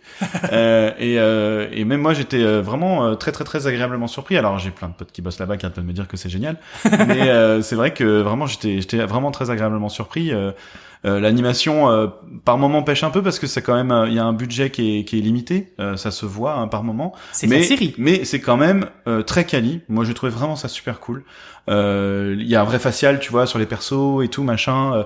Moi j'avais fait Trash Truck chez Dwarf avant, qui était déjà dans un budget encore un peu en dessous. Et on voit que ouais effectivement il y a un autre step encore qui est passé là et ça fait vraiment plaisir. Et comme il vient de le dire, voilà l'univers, le côté mature et tout, mature et en même temps pour les gosses friendly. Parce que je dis mature, c'est pas, il y a pas du sang et tout. Hein. Non, pas du tout. Ou... Non, c'est pas du tout preschool, c'est ado, adulte. D'accord. Voilà, c'est ça. Ouais, c'est cool. Ado, adulte c'est et chouette, adultes. Les adultes vont s'y retrouver parce que il y a des références à des films des années 80 par exemple, 80-90, mais c'est pas de la référence à la Stranger Things où t'aimes bien les années 80, je vais t'en foutre plein la gueule et puis je vais t'embarbouiller de partout. Non, c'est très subtil. C'est très subtil et c'est il y a un épisode qui va par exemple avoir des faux airs de un peu d'Alien, mais en même temps avec un petit peu de Jurassic Park. Mais voilà, mais c'est très subtil. C'est-à-dire si on n'a pas les refs, c'est pas grave. Genre on va flipper, on va machin. Classique. Ouais, complètement. Et donc plein de choses comme ça. Ouais, donc, et après, on va aller dans la NBA, voilà. ça va être compliqué. Là. Ouais, non, après moi je m'arrête là parce que sinon je vais me faire virer. Mais mais franchement, voilà. Showcase. Netflix. Ouais. Animation. Ouais. Love, Death, Robot. Alors oui, on a eu un petit Making explicatif, of. un petit making of de d'un des épisodes de Love, Death and Robots de la saison 3 qui a été réalisé par monsieur David Fincher, qui est quand même un peu cher à mon cœur, et qui s'appelle, je ne sais plus, The Last Voyage ou un truc comme ça. Enfin, c'est voilà, c'est sur un bateau avec des espèces de crustacés. Et du coup, ils ont expliqué comment ils ont fait. Et même il avait cette envie qu'il avait, il avait l'air de sous-entendre qu'il allait peut-être même en faire un autre pour la saison d'après et tout. Parce que c'était le premier court-métrage d'animation, c'est la première fois qu'il faisait de l'animation. Ouais. Il a découvert le plaisir de pouvoir donner 50 000 retakes et de refaire un plan 12 fois. Ouais. À chaque fois que je regarde des épisodes de Love, Death, Robot, je suis un peu, comment dirais-je, entre un épanouissement total parce que je vois des choses qui me font bouillir mon cerveau et ça sort par mes oreilles et en même temps de la frustration parce que je suis un professionnel de la 3D depuis longtemps et il y a des choses je ne saurais pas les faire. Je trouve que c'est vraiment du high level. Ouais. Bon, tout est pas égal, hein, clairement. Il y a des épisodes qui sont moins comment dirais-je, techniquement moins durs que d'autres, moins avancés.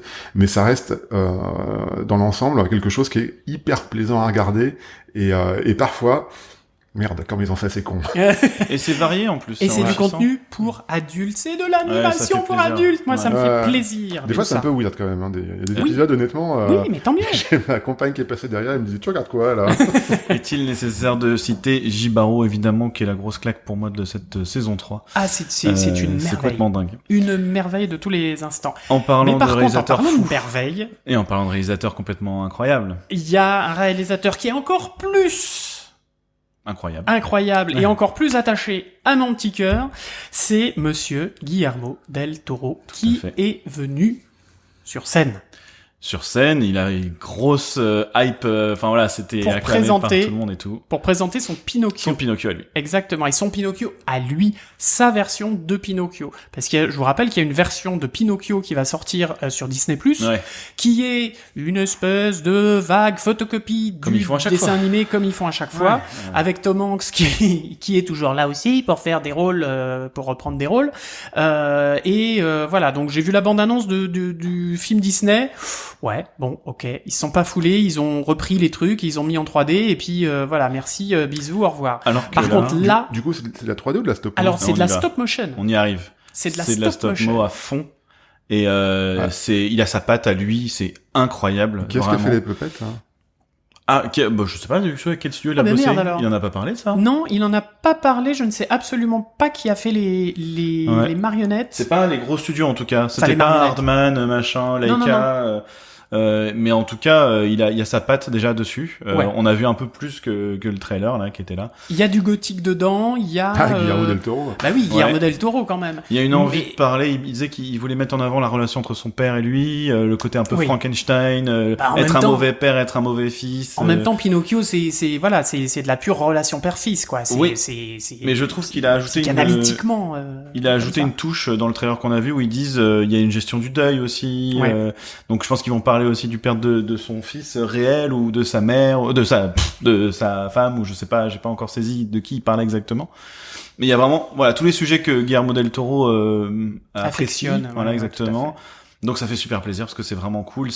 Et alors donc il est arrivé sur scène en disant moi l'animation pose to pose j'en ai plein le cul parce que et je le dis vulgairement parce qu'il était aussi en Oui, mode décomplexé oui. total et il disait alors déjà il est arrivé en disant fuck on peut le dire l'animation c'est un film, ce n'est pas un genre. Exactement. Fuck, d'accord, l'animation, le film d'animation, c'est des films. Point barre. Donc déjà ça, il avait déjà toute la salle avec lui.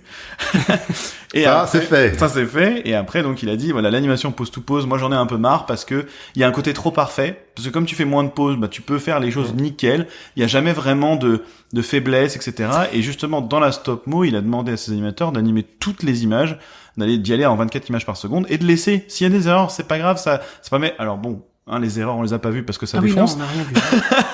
Mais c'était son idée, en tout cas, de dire que c'est aussi l'accident, et moi je suis d'accord avec lui, C'est dans mar- le film d'animation. C'est marrant, dans la journée d'aujourd'hui, j'ai eu un propos qui était quasiment identique sur un autre truc. Ah ouais Non, sur mais la Virtual Cam, j'en parlerai après. On en parlera Et puis, après. ce qu'il a dit aussi, c'est que justement, le côté pause parfaite et tout ça, c'était pas naturel. Et lui, ce qu'il voulait, c'était quelque chose, c'était une animation, même en stop motion, mais naturelle. C'est-à-dire qu'il disait, par exemple, si le personnage, il a mal à la tête, eh ben, faut qu'on voit, faut pas qu'il se tienne la tête à deux mains, faut pas qu'il machin, c'est, quand on a mal à la tête, on se tient pas la tête à deux mains. On va prendre les doigts qu'on va mettre sur l'arête du nez, et puis on va froncer les sourcils, et puis voilà, c'est des On fait de l'acting, quoi. c'est plus la micro-expression presque, plus que des grosses pauses bien voyantes, On fait de l'acting. comme fait Disney, hein. Après, c'est un style, mais en tout cas, Je suis pas d'accord avec toi. Disney pousse, justement, il est dans le cartoon. Je dirais plus, alors, c'est ce qu'on fait dans aussi. Arcane, par Ouais, exemple. ouais. Ah oui, je suis C'est-à-dire d'accord. qu'on Oui, est je comprends beaucoup ce que plus tu veux dire. subtil sur les émotions, on essaie de les apporter comme on peut, mais on essaie d'être vraiment beaucoup plus subtil, et comme tu dis, et ça c'est vraiment, c'est des règles qu'on donne aux animateurs, hein, de dire, première règle de l'animation, tu veux montrer un truc, tu veux parler d'un truc qui est devant toi, tu le pointes pas du doigt. Tu t'as fait une erreur, tu te tapes pas la tête comme ça avec ta main en disant oh mais qu'est-ce que je suis bête hein. En fait c'est-à-dire qu'avec ton body language tu ne soutiens pas ton discours, ça n'a aucun intérêt, c'est du premier degré pur et dur et c'est chiant. Donc c'est bien pour les enfants parce que du coup enfin c'est bien, et encore je suis pas forcément d'accord, ça prend les enfants un peu pour des débiles justement, mais là il a effectivement une vraie envie d'amener de l'acting en fait, simplement de l'acting, mais par contre pour ça tu vois, ça rejoint ce que j'ai dit tout à l'heure, il faut animer plus de frames. Tu peux Ouais. pas, parce que c'est ça aussi souvent, c'est que souvent les trucs pour les gosses c'est des pauses to pause, et là t'es obligé du coup avec une seule pause raconter plein de choses, et là t'as pas le choix en fait, tu peux pas, voilà, c'est compliqué en tout cas, c'est plus compliqué. Et les images qu'on a vues, alors on a vu quoi? On a vu le trailer. On a vu une séquence déjà On a vu une de séquence. Pinocchio, justement je crois que c'était la rencontre entre Geppetto et Pinocchio, Oui, exactement. qui était trop cool hein. Là je l'explique un peu, mais Pinocchio vraiment la façon dont il est animé, Ouais. c'est vraiment une espèce d'araignée en bois. Il tu sais, est désarticulé, il apprend à se tenir voilà. debout. Ouais. C'est pas le désarticulé de Disney où il y a juste la jambe qui tourne, tu vois, indépendamment de son genou. C'est vraiment, il se déplace, il est creepy en fait un peu. Guillermo del Toro. Voilà, c'est ça. Et c'est pour ça que je dis non, qu'il y a mais sa oui, patte. bien sûr. C'est trop bien, c'est vraiment trop. Et puis Geppetto qui se casse la gueule dans son échelle, tu sais, il monte au grenier. Ah bah parce qu'il a une Il gueule de monte bois, des surtout. Ouais, j'ai entendu parler Parce de qu'il s'est ça, bourré la il est gueule la bourré, ouais. veille Voilà. et qu'il avait une gueule de bois. Ouais. Enfin, je veux dire, Ouais, mais tout bon. ça, on est absolument pas dans du Disney. Ah ouais, non, vraiment pas. Mais Ça quand fait il du tombe, bien, il ça se fait tape, du bien. Si, mais cogne oui, la putain, ça tronche. fait du bien. Quand il est en haut de l'échelle, quand il voit Pinocchio, et quand il tombe, il s'éclate la tronche sur les échelons Bah, de il prend l'échelle. chaque en barreau tombant et tout. dans le menton Mais du coup, ça, et c'est un peu tout. goofy. C'est vraiment génial. Oui, il y a toujours un tout petit peu, mais c'est du goofy tellement viscéral un peu à la Del Toro, encore une Ouais. fois, que t'as toujours C'est ce ce que truc j'aime. un peu creepy mélange. Et il n'y a pas de squash and stretch. Oui, bah oui, y c'est a de la pas de- marionnette. de- hein. C'est en stop. C'est de de la machin. marionnette, tu peux pas. Oui, c'est mais si, compliqué. tu pourrais accentuer. Quand tu regardes du Hardman, il y a un petit peu, Sur tu vois, le il y a un visage, côté un ouais. petit peu cartoony, machin et tout, tu vois, un Ouais, peu élastique Ouais. pour l'animation, parce que c'est comme ça. Mais là, il y avait pas du tout. Ou du Et Burton, c'était- qui fait du Disney aussi dans ses trucs. Un petit peu, C'est ouais, ouais. c'est pas forcément le personnage qui se détend, mais c'est les poses qui sont très. C'est ça Ouais. qui s'allonge, etc. Mais là, franchement, c'était, mais, waouh. Donc j'ai Waouh. carrément loupé un truc. Et Ah même, ouais, ouais, et même ouais, Jiminy ouais, Cricket est pas si joli que ça. Il a Non. pas son petit parapluie et son Non, petit non, par-dessus. C'est vraiment un criquet un peu dégueulasse d'ailleurs. Enfin, il a dégueulasse. Pas dégueulasse mal fait, mais c'est une bestiole, quoi. T'as C'est- pas envie de le c'est- prendre c'est en un câlin. insecte. Oui, c'est ça. C'est pas. Ils lui ont fait une tête ou c'est un criquet? Non, c'est un vrai criquet, ouais, c'est ce qu'il dit, c'est vraiment l'insecte en Et fait. du coup, comment il parle avec sa bouche chelou, là? Dans des Je sais pas, j'ai mandibules, pas là. vu en détail comment la Si, bouche il parle était- un peu, mais en fait, on voit pas ses mouvements de lèvres. Oui, c'est Il tout y a petit, comme une quoi. espèce de moustache, enfin, tu vois, de trucs comme des mandibules staches, Ok. qui font que, mais avec des yeux noirs, sans pupille, sans un truc, tu vois, vraiment un petit peu creepy, mais en même temps, tu sens que, bah, il est gentil. Donc, Ouais. avec en plus une relecture de l'histoire, Ouais, bien sûr. enfin voilà, ça a l'air ouf. Ça a l'air oufissime. Et Je les vais finir- décors étaient grandioses. Pardon, il y avait il faisait un petit making of. C'est peut-être de ça dont tu voulais Vas-y, parler. non, Léo. non, vas-y. Il avait montré un petit making of parce que Netflix lui avait dit si on va montrer un making of. Et du coup, on a vu les décors et la grandeur des décors. Les décors ont été très grands. Pas comme par exemple chez Leica déjà ils sont un peu grands, mais là c'était vraiment très grand. Par exemple Pinocchio ou quoi, il faisait 50 entre 50 et 60 centimètres quoi. Ah ouais, c'est balèze quand même. Oui, il y avait vraiment des trucs qui étaient Du coup, très la très taille grands, des très décors jolis. doit être super Ouais. importante. Bah Ouais, ouais, ouais. l'échelle du truc. Et vous forcément. vous rappelez C'était plus où ça a impressionnant. été fait? Non, bah non. Non, malheureusement non. Alors, on peut Euh, retrouver, je pense. Ouais, faudra chercher un peu sur Google, j'imagine qu'il y a des Ouais, infos. on peut ouais. retrouver ça. Donc pour la petite blague, ça je la rajoute vite fait, mais il est arrivé sur scène en disant bon, on va vous montrer le truc de Netflix là où on a un montage où tout le monde est content et qu'on sait ce qu'on fait et on fait croire qu'on sait ce qu'on fait. Par contre derrière, je vais vous montrer un truc parce qu'il y a deux choses que je leur ai dit qu'il fallait que ça. Quand je leur ai dit qu'on allait à Annecy, je leur ai dit il y a deux choses qui doivent aller à Annecy, c'est mon gros cul et le trailer de ce putain de film. Même s'il est pas fini. Même s'il est pas fini, vous allez voir des fonds verts, des armatures, on s'en bat les couilles, mais vous êtes le public qui a besoin de voir ça, quoi. C'est Et tu vois, génial, non mais c'est pour la incroyable. chance, quoi. Incroyable, Ça vraiment. sera jamais diffusé. Et je ailleurs, finirai, ce truc-là. non, jamais, pas dans cet état-là en tout cas. Putain. Et pour finir, je dirais juste ce message parce que je pense que c'est un message qui était hyper important. Il a dit vraiment que tout le monde, c'est pas que les animateurs, c'est vraiment tout le monde dans cette industrie a les moyens de pousser un détail. C'est-à-dire que tu peux être perfectionniste dans le décor, dans le personnage, dans les costumes, dans la lumière, dans la couleur, peu importe, mais en tout cas, il était vraiment là dans la salle en train de dire à tout le monde, chacun d'entre vous ici, vous avez les moyens de vous sortir les doigts, quoi, et de faire un truc incroyable. Et vous Enfin, avez tous une valeur, vous avez tous Voilà. une grande force dans l'animation, peu importe à quel poste vous êtes. Exactement. C'était galvanisant. La salle était galvanisée par le discours de C'est Del pour Toro. ça qu'on vient aussi Mais- sur les Ouais. festivals comme Annecy. J'ai eu les poils, j'ai eu les larmes aux yeux. C'était affolant. Ouais. Non, Ah, ouais, folle. vraiment, Ça, vraiment. Et très, ce très, type très est fort. d'une- Ça te redynamise pour un an supplémentaire Et de ce travail dans type est l'industrie. d'une humilité Mais voilà, c'est ça. adorable. Et il disait, si vous me croisez Ah, dans je- la rue, je m'en fous des selfies, je vous en ferai, mais on s'en fout. Mais Oui, venez me parler. me pitchez pas vos projets, j'en ai Me rien à pitchez foutre. pas vos projets, mais par contre, venez me parler de ce que vous aimez dans l'animation, Mhm. de ce qui vous anime dans l'animation, de ce qui vous plaît là-dedans, et on va échanger, et on va parler. Mais il a dit ça, pas juste pour faire Genre, ouais. le cake, machin, Bien je sûr. suis proche des gens. Non, il est vraiment T'as trop proche envie de des lui faire gens. un câlin, en fait. Ouais, Ah, mais c'est ça. c'est ça, C'est ça. c'est ça. Bon, Mais voilà. C'était, Dieu, je respecte cet homme. Désolé, c'était ça- mon moment fanboy. Ah non, mais on a voilà. passé un bon moment dessus, il fallait, et il a clôturé le Netflix Showcase vraiment en apothéose, quoi. C'était Ouais. vraiment un truc de fou. C'était vraiment super cool. Donc voilà, tout ça pour dire que Netflix, Au Super début- showcase. au ouais. début, j'ai eu un peu peur parce que je me disais, merde, ils foutent de la thune partout, mais tous les projets sont un peu en demi-teinte. Tu sais, comme souvent, en fait, les mecs mettent de la thune, mais ils mettent pas suffisamment pour que ce soit vraiment un truc de fou. Eux, ce qu'ils veulent, c'est du contenu pour leur plateforme, donc Bien ils s'en sûr. foutent, tu vois. Et là, eh ben, il y avait quelques projets qui disaient, putain, non, en fait, il y a des trucs super cool qui sortent, et ça, c'est super, super engageant, super cool. Alors, en parlant d'engagement, eh ben justement, parlons un petit peu du Patreon. Du Patreon, oui, tout Parce à fait. que figurez-vous que vous pouvez avoir $1, $2, $3, $5, mais surtout, il va y avoir du contenu, mes petits loulous, du contenu pour les patriotes. Mais oui, parce que Djeko, tu parlais du MIFA, que tu rencontrais plein de gens, etc. Mais avec votre taf, je dis le vôtre, parce que c'est vraiment le vôtre, votre travail incroyable au MIFA, ben on a pu décoter pas mal de petites personnes qui étaient... Des petites personnes, tu déconnes. Ah ouais. Oui, non, mais c'est une façon de dire, mais effectivement, elles sont pas petites, loin de là.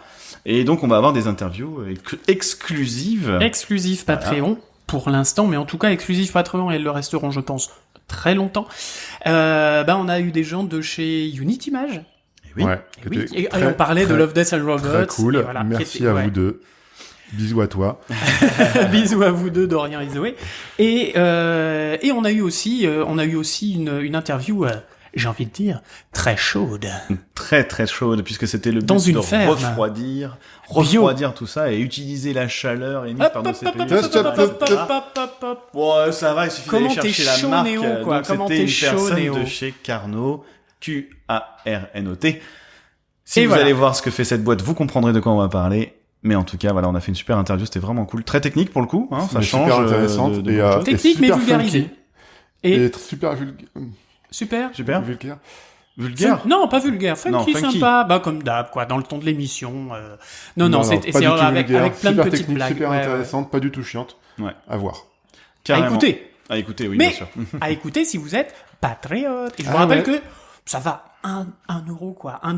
C'est moins Ça cher va. qu'un café aujourd'hui. Hein. C'est exactement, bah, comme diraient nos amis de l'apéro du Capitaine, c'est moins cher qu'un pain au chocolat. Voilà. Et que je salue d'ailleurs, salut les gars, si vous nous écoutez. Et ce sera pas tout.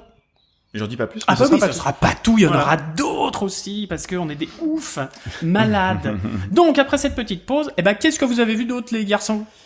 Vas-y, hein, Djeko, à toi. Hein, là, on a bien parlé, nous deux. Hein. On est où là? On en est encore sur. Ah bah non, mais qu'est-ce que t'as Mercredi. vu On est sur mercredi encore, ouais. Moi, j'ai encore des trucs sur mercredi. Ah bah vas-y alors. J'y vais? Ouais. Eh ben, le géant des mers de Sea Beast. Ah ouais, pendant ce Ah bah moi, qui j'étais était au présenté aussi au showcase Netflix. Ah, t'étais au MIFA à ce moment-là? Comme je dis que c'était tout en MIFA. Oui, Sea Beast qui avait été effectivement présenté pendant le Netflix Showcase, tu as bien raison. Et ben là, on a eu la diffusion du film complet. Et alors, qu'est-ce que ça donne? D'accord. Dragon-like, vraiment un esprit dragon, très très bien, super bien réalisé, super joli, plein d'idées, l'anime était super cool, mais scénaristiquement, pour moi, ça ne tient qu'à moi, je trouve qu'il y avait trop de facilité, beaucoup trop. Ok. C'était vraiment, c'est un chouette film, vraiment c'est un chouette film, je pense que vous pouvez aller le voir au cinéma sans aucun souci, il fonctionne en fait, il fonctionne très bien. C'est juste qu'il fonctionne trop simplement bien, quoi.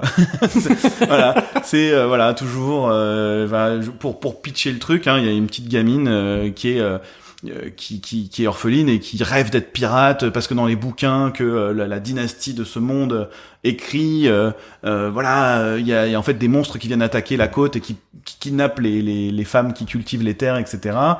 Et donc ces pirates ont pour rôle ces chasseurs de géants ont pour rôle de les tuer et de les dégager de là. Et elle est là en mode ouais, trop bien, je vais trop être pareil et tout.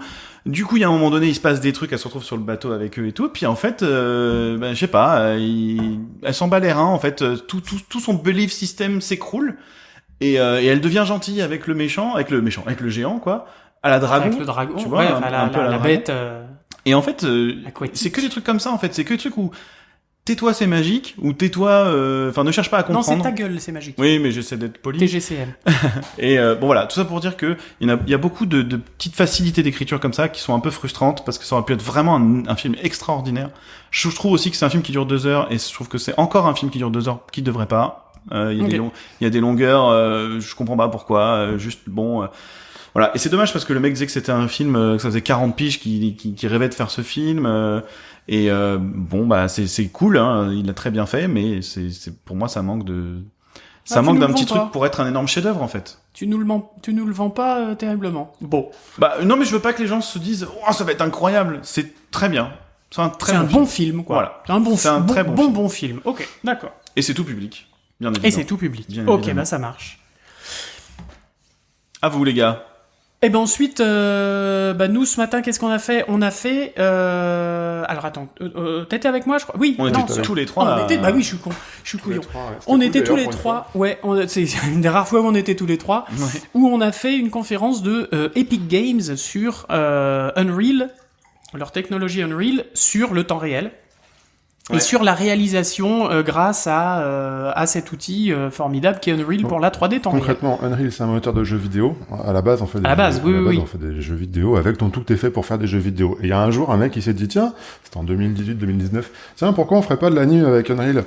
Et en fait, il n'y avait pas d'outils d'anime du tout dans Unreal. Et en fait, le truc qui est cool, c'est qu'ils ont mis en place des outils qui permettent aujourd'hui de faire de la vraie anime. Des films d'animation, sur, tout à fait. sur cette techno. Alors, c'est quoi l'intérêt? C'est de jouer à James Cameron dans Avatar. Ouais, si tu veux, ouais, c'est cool de dire ça Si comme vous ça. sentez dans mon ton que je ne suis pas d'accord avec eux, c'est tout à fait normal. Non, mais je te laisse continuer, puis après je rebondirai. Vas-y. Alors c'est quoi l'intérêt? C'est petit 1, avoir la capacité de prototyper son film le plus rapidement possible, notamment sur la façon de cadrer et la façon de créer les décors aussi, puisque comme on est en 3D temps réel, on peut bouger des assets un peu comme on veut, même au dernier moment. On n'est pas obligé d'attendre un rendu et puis on l'a comme ça, on le laisse comme ça parce qu'on n'a pas le temps de le refaire. On peut le refaire parce que le temps de réalisation d'une image est nettement inférieur. T'as pas besoin d'attendre un calcul, quoi. Voilà. Il y a l'inclusion de la VirCam. Grosso modo, avec un iPad, tu bouges un peu autour de ton set avec tes personnages et tu peux créer un petit peu de variation. Alors iPad ou casque VR ou élément VR avec une fausse armature de cam. Moi, je l'ai essayé, c'est bluffant, une fausse armature de cam avec des capteurs, comme quand on fait de la VR.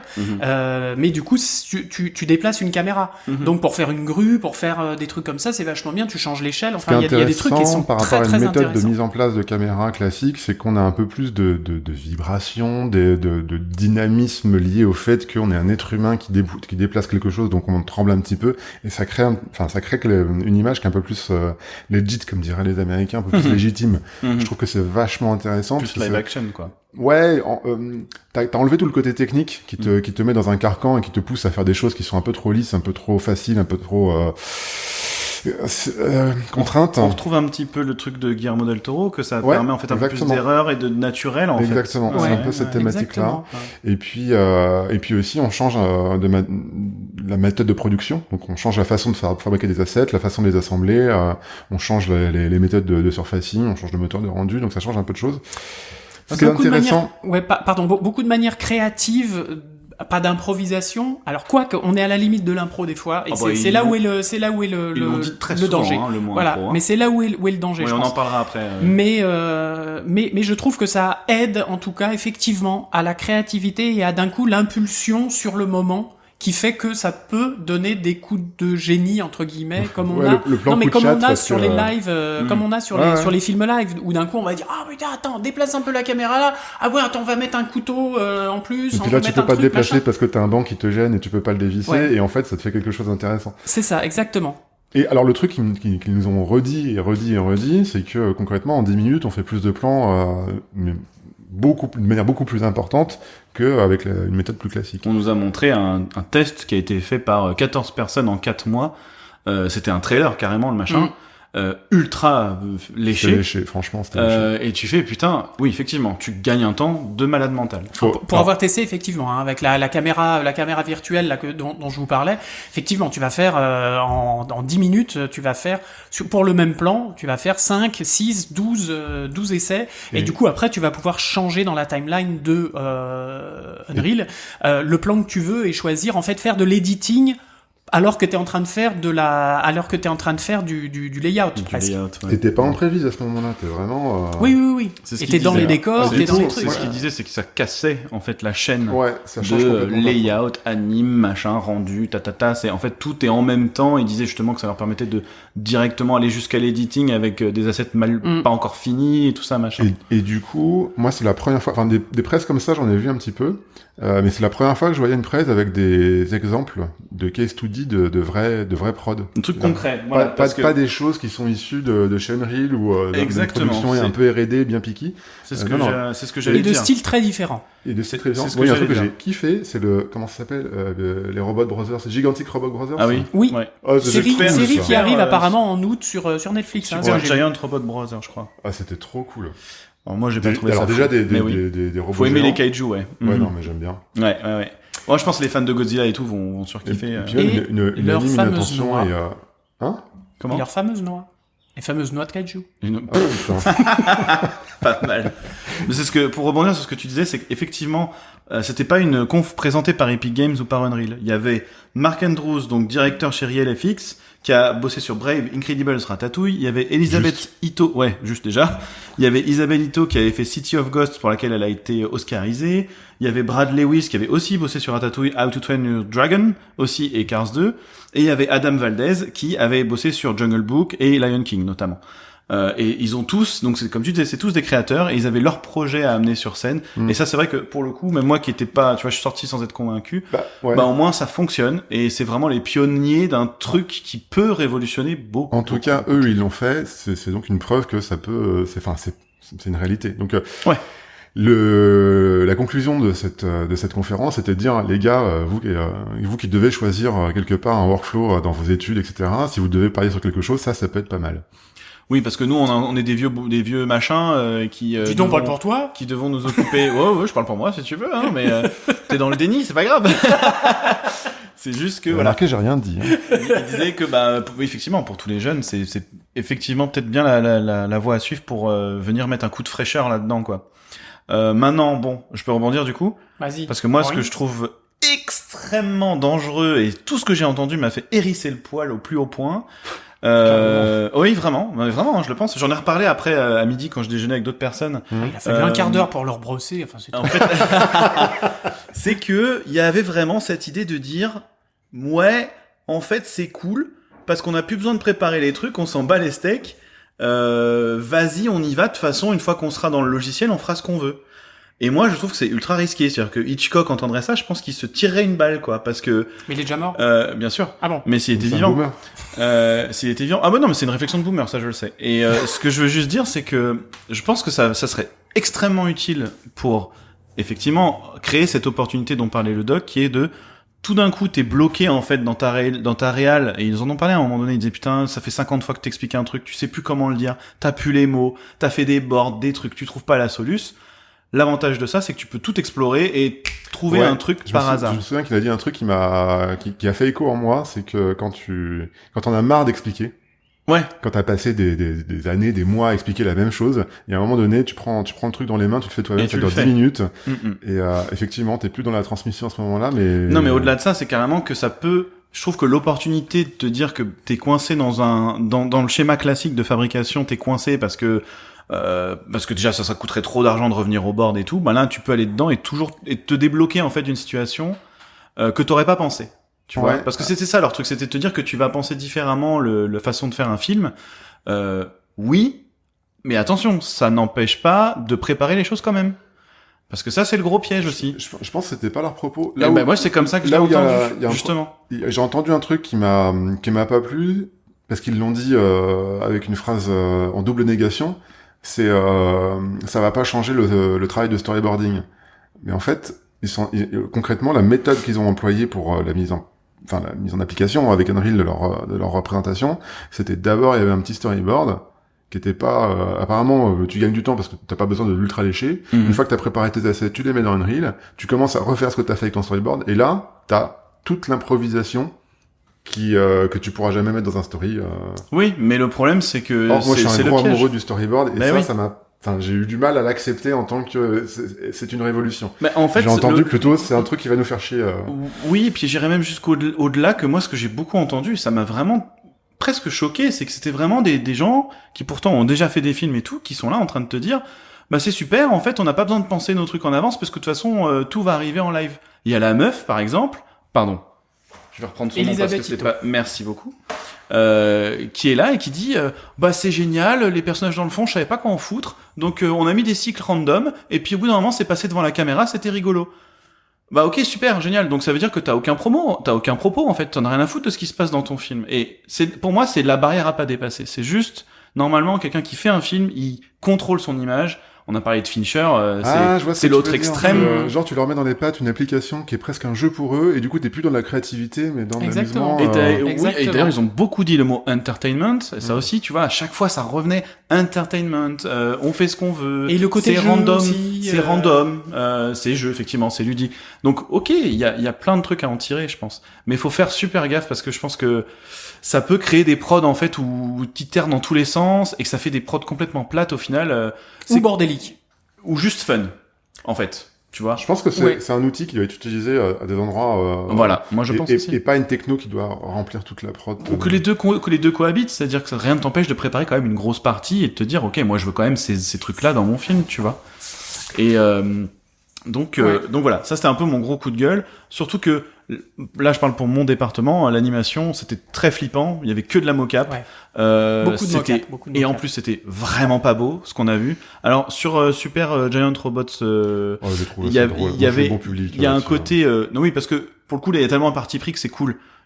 C'était une anime cartoon et tout machin. Pour ceux qui n'ont pas les images, évidemment, c'était très 2D. Ils défoncent la ville n'importe comment. Ils se battent ensemble plutôt que de se battre contre le monstre. Ils se cassent la gueule dans tous les sens. Avec des gros lasers de balade. Moi, j'étais fan. Voilà, donc après, c'est tellement un parti pris franc. Pas souvent qu'on voit franc. des robots de cette manière-là. Moi, je suis d'accord avec toi. Mais c'est un parti pris du tellement presque franc que ça plaît pas forcément à tout le monde. Ouais. Et les 3 autres, moi, derrière, je les ai trouvés, franchement, je les ai pas trouvés au niveau, quoi. Pour des gens comme ça, je suis désolé, ils étaient là en train de survendre leur truc. Les images, elles sont, mais d'un random, et même le dernier que tu trouvais vraiment très beau, Jeko, je l'ai pas, je trouvais bien fini, mais sans âme, quoi. Puis alors, comme tu disais, Doc, à un moment donné, le facial, il y a un problème, quoi.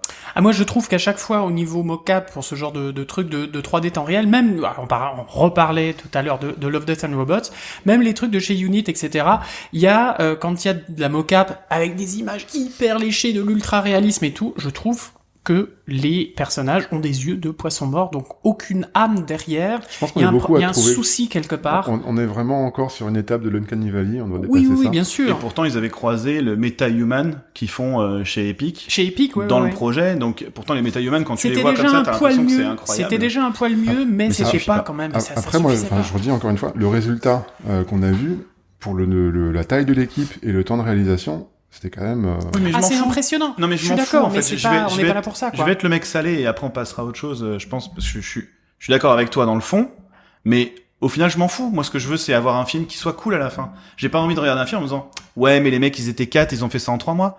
Parce qu'en fait, c'est ça aussi que j'ai entendu beaucoup, ça va être génial, on va pouvoir faire 50 films par an, et ça va être trop bien. Bah, je suis désolé, c'est ce que fait Disney depuis 5 ans, et tous les films sont à chier, parce qu'en fait, ils en font trop. Il faut qu'ils arrêtent, qu'ils prennent leur temps, comme Pixar l'a fait pendant très longtemps, et qu'ils écrivent leurs histoires, et qu'ils se passent vraiment des films cool. Et moi, je trouve, et c'est une réflexion que je me suis faite pendant le truc, c'est que dans le temps long, il se passe aussi des choses. C'est important, le temps long. C'est important d'avoir un film qui s'étend dans la durée, où les gens peuvent s'attarder sur les choses, etc., et pas être tout le temps dans l'euphorie comme ça en permanence, ou alors tu fais que des trucs fun, ce que fait Disney depuis pas mal d'années, et ce qu'ils nous ont montré là. Voilà, c'est tout. C'était mon... À voir ce que ça va donner, en tout cas, avec Unreal et la technologie temps réel, puis il y a aussi Unity, qui fait aussi du temps réel, donc voilà, Mais c'est très à voir ce que prometteur. ça va donner. C'est une techno très prometteuse. Ce serait intéressant d'avoir des gens spécialistes de la 3D temps réel pour en parler un petit peu avec eux en termes d'animation, de films d'anime. Voilà. Du coup, pour rebondir sur la 3D temps réel, moi j'ai rebondi encore, ouais. Ping, oui, mais il ping, passe à autre chose là. ping. C'était une conférence que j'ai vue dans l'espace XR du MIFA. Donc AR, VR, je rappelle. Mixed Reality, ouais, c'est ça, AR, VR et autres. Puis des trucs un peu chelous des fois qui traînent dans les parages. Et j'ai vu Shape XR exploiter la VR comme un outil de collaboration et de création. Alors sous ce titre ronflant... C'est du métavers. C'est du métavers. Ah putain, ils ont parlé de ça aussi. Pardon. Non, mais c'était là en mode ouais, le métavers. L'autre, elle a montré on a maté mon film dans Fortnite, mais super, mais c'est pas du tout ce que j'ai envie pour l'avenir. J'arrête. Calme, Néo, maintenant tu vas prendre ton cachet. J'arrête de parler de l'Unreal conférence. Vas-y, Jeko, à toi l'honneur. Ok. Ouais, on pourrait parler longuement sur le métavers et je pense que ça pourrait faire l'objet d'une émission très intéressante avec des acteurs du domaine. Coucou les gars de Virtuality ou de la Valve Virtual. Au niveau de Shape XR et des outils de créativité et surtout collaboratifs, il y a eu une démo dans un Oculus Quest 2 de la mise en place d'un set pour préparer un environ et une action spécifique. Et en fait, le mec a posé des assets, a fait une petite anime en déplaçant des assets avec comme des postes clés de base, a montré artificiellement, mais c'était quand même bien foutu au niveau de son storytelling, que le décor allait pas bien. Du coup, il a viré le décor, il a placé 2-3 box pour réimaginer comment le layout pouvait se faire, et puis il a remplacé les box par des assets et effectivement, un travail qui aurait pris un temps plus important avec une méthode conventionnelle a pris vachement moins de temps parce qu'il était à l'intérieur de la scène, il pouvait zoomer, dézoomer, rajouter des trucs, les enlever. Et c'est vrai que c'était assez séduisant à ce moment-là. J'ai une petite critique quand même à formuler, c'est que l'aspect visuel, tout ça, l'UI, le fait de pouvoir rentrer dans une scène avec des assets très très cheap, moi c'est vraiment rebutant. J'ai beaucoup de mal à... Alors, je peux avoir une capacité d'attraction puisque je me travaille dans le monde de la 3D. Mais en fait, si ton asset 3D il est pas ressemblant avec ce que t'es en train de faire, c'est gênant.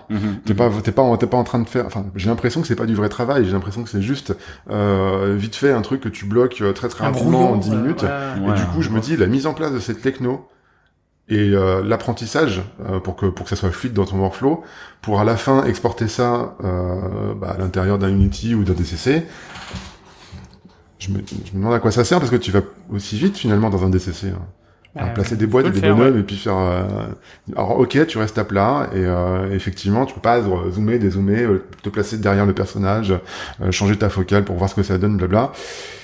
Donc je suis assez interrogé, peut-être que c'est un gain de productivité. Je suis assez dubitatif pour l'instant, à voir. Mais en tout cas, ce qui m'a intéressé et hypé, c'est que on peut faire ça à plusieurs. C'est un vrai outil collaboratif. Le mec a présenté donc une expérience XR avec un Oculus Quest 2 branché sur son ordinateur qu'il a streamé sur un écran. Et du coup, on pouvait participer en même temps. Il y a eu un effet Bonaldi d'ailleurs où le truc a pété 2-3 fois. Mais ceci dit, je trouve ça vachement intéressant le fait de pouvoir faire participer une audience à ce que tu es en train de créer. On peut imaginer dans une séquence où tu réagis à plusieurs créatifs sur la mise en place d'un plan, plutôt que de le faire tout seul, d'attendre que ça rentre, de le montrer et ensuite discuter. Là, tu le fais en temps réel. Donc sur ce point-là, je pense qu'il y a un gain de productivité qui est évident, pas sur le travail classique de placement d'objets. Voilà, ça a duré 30 minutes, c'est assez cool, très très chaud. Du coup, quand on est sorti, j'ai eu l'impression d'être dans un frigo alors que j'étais au MIFA, pour vous dire. Oui, il fait très très chaud. Ouais. Et puis après, qu'est-ce qu'on a fait après? Après, j'ai été voir un showcase de films de télévision au Mikado, mais j'en parlerai peut-être après. Non, vas-y. Non, vas-y, continue. Déjà, le Mikado, c'est le cinéma qui est le plus loin du centre Annecy, donc j'ai galéré comme une... Comme un rat mort. J'ai vu 3 films. J'ai vu 3 films, dont le seul qui m'a vraiment laissé un souvenir et puis une émotion un peu sympa, c'était Robin, qui est notamment produit par le studio Hardman, et qui est l'histoire d'un rouge-gorge qui se retrouve à être élevé par une famille de souris, et tout est fait en stop-mo, mais avec de la laine bouillie. Et en fait, tous les personnages, ils sont tout doux, tout froufrou là, et c'est super mignon. Y a pas de plasticine avec? Non, de pâte à modeler, non, c'est que de la laine bouillie. Ouais, d'accord, ok. Ouais. Et grosso modo, c'est une histoire autour de l'inclusion, parce que voilà, quand t'es différent, tu fais quand même partie de la famille, blabla. Je vous raconte pas l'histoire parce que vous allez le voir sur Netflix très prochainement. C'est tout mimi, c'est 20 minutes, j'ai kiffé. Moi, j'adore la stop-mo, du coup. Et puis en plus, je sais pas, le côté personnage en laine bouillie, là, ça m'a vachement plu. Ils avaient les yeux un peu collés, les yeux, je sais pas, c'était des plaques de plastique ou du papier juste. Mais c'était collé et légèrement enfoncé à l'intérieur des boules sculptées de laine bouillie, mais ça marchait vachement bien. Et bah voilà, j'étais happé, je trouvais ça mignon comme tout. Moi, à chaque fois que je vois un truc des studios de manière, j'ai envie de postuler pour eux tellement c'est cool. Ah bah c'est magique. Ouais. Je finis un truc avec la stop mo parce que je l'ai oublié, c'était en tout début de journée, et après je te laisse finir en beauté le doc parce que je sais qu'il y a quelque chose qui te tient à cœur. Voilà, comme ça finira le podcast en beauté. Très rapidement, donc savoir qu'il y a un musée de l'animation à Annecy. Qui est super cool, où on peut utiliser tous les objets, les premiers objets de l'animation et tout. Il y a tout il retrace toute l'histoire de Emile Cole, Paul Grimaud, etc., jusqu'au Shadok et la machine qui a permis de faire les Shadok la première saison, etc. Vraiment super cool. C'est une exposition permanente, donc allez-y si vous allez à Annecy, vraiment le musée de l'animation, aussi simple que ça. Oh, ça doit faire 3-4 salles, c'est pas hyper grand, hein, ça se fait assez vite, donc vraiment, faites-vous plaisir. Ah bah on mettra le lien dans les notes de l'émission. Évidemment. Et le matin, j'ai donc vu un work in progress, pour ça je vais pas y passer 15 ans, un work in progress de stop motion encore, parce que je trouve que la stop motion est très très très présente cette année, c'est vraiment étonnant. Et c'est un film de stop motion sur les dernières années de Leonardo de Vinci, où il y a une partie en stop mo, une partie en animation 2D dans le style des dessins de Da Vinci. Et c'est très très cool parce que il y avait vraiment un très beau travail sur les costumes, toute la prod était vraiment cool, les lumières et tout machin, donc ça a l'air très très très prometteur. Ça s'appelle Léo tout court, The Inventor, l'inventeur. et ça sortira en avril 2023 normalement. Voilà, c'était tout, et c'est fait en France, bien sûr, c'est fait à Foliascope vers Valence. Donc voilà, c'était un super petite découverte du matin à 9h du mat. Et d'ailleurs, je vais pas tarder à aller me coucher, mais avant, on va écouter tous ensemble la belle histoire du court-métrage de Doc qui l'a bouleversé. Ça m'a effectivement, c'est la dernière chose que j'ai vue aujourd'hui, et alors je vous le dis tout de suite, absolument sans honte, j'ai pleuré. J'ai pleuré parce que ce que j'ai vu était très beau, mais quand je dis très beau, c'est très beau, et en plus l'histoire était extrêmement touchante, et donc très bien réalisée, parce que pour me faire pleurer, faut vraiment y aller. Vraiment. J'ai un cœur de pierre, je suis un monstre. Il y avait peut-être les nerfs aussi, la fatigue qui jouait, non? C'était vraiment... franchement, ouais. c'est... Voilà. Donc je suis allé voir PH and Ben's Fantastic Journey. En fait, c'était un making-of d'un court-métrage qui s'appelle Canary. Donc réalisé par Pierre-Hugues Delaire et Benoît Thériault, donc deux Québécois que je salue, donc PH pour Pierre-Hugues et Ben pour Benoît, hein, vous avez fait le... Ouais. Au début, la présentation, tous les deux, très drôle, très très cool. Entre les deux, ils étaient là à discuter, à déconner, ils avaient fait leur petite presse avec des petites conneries dans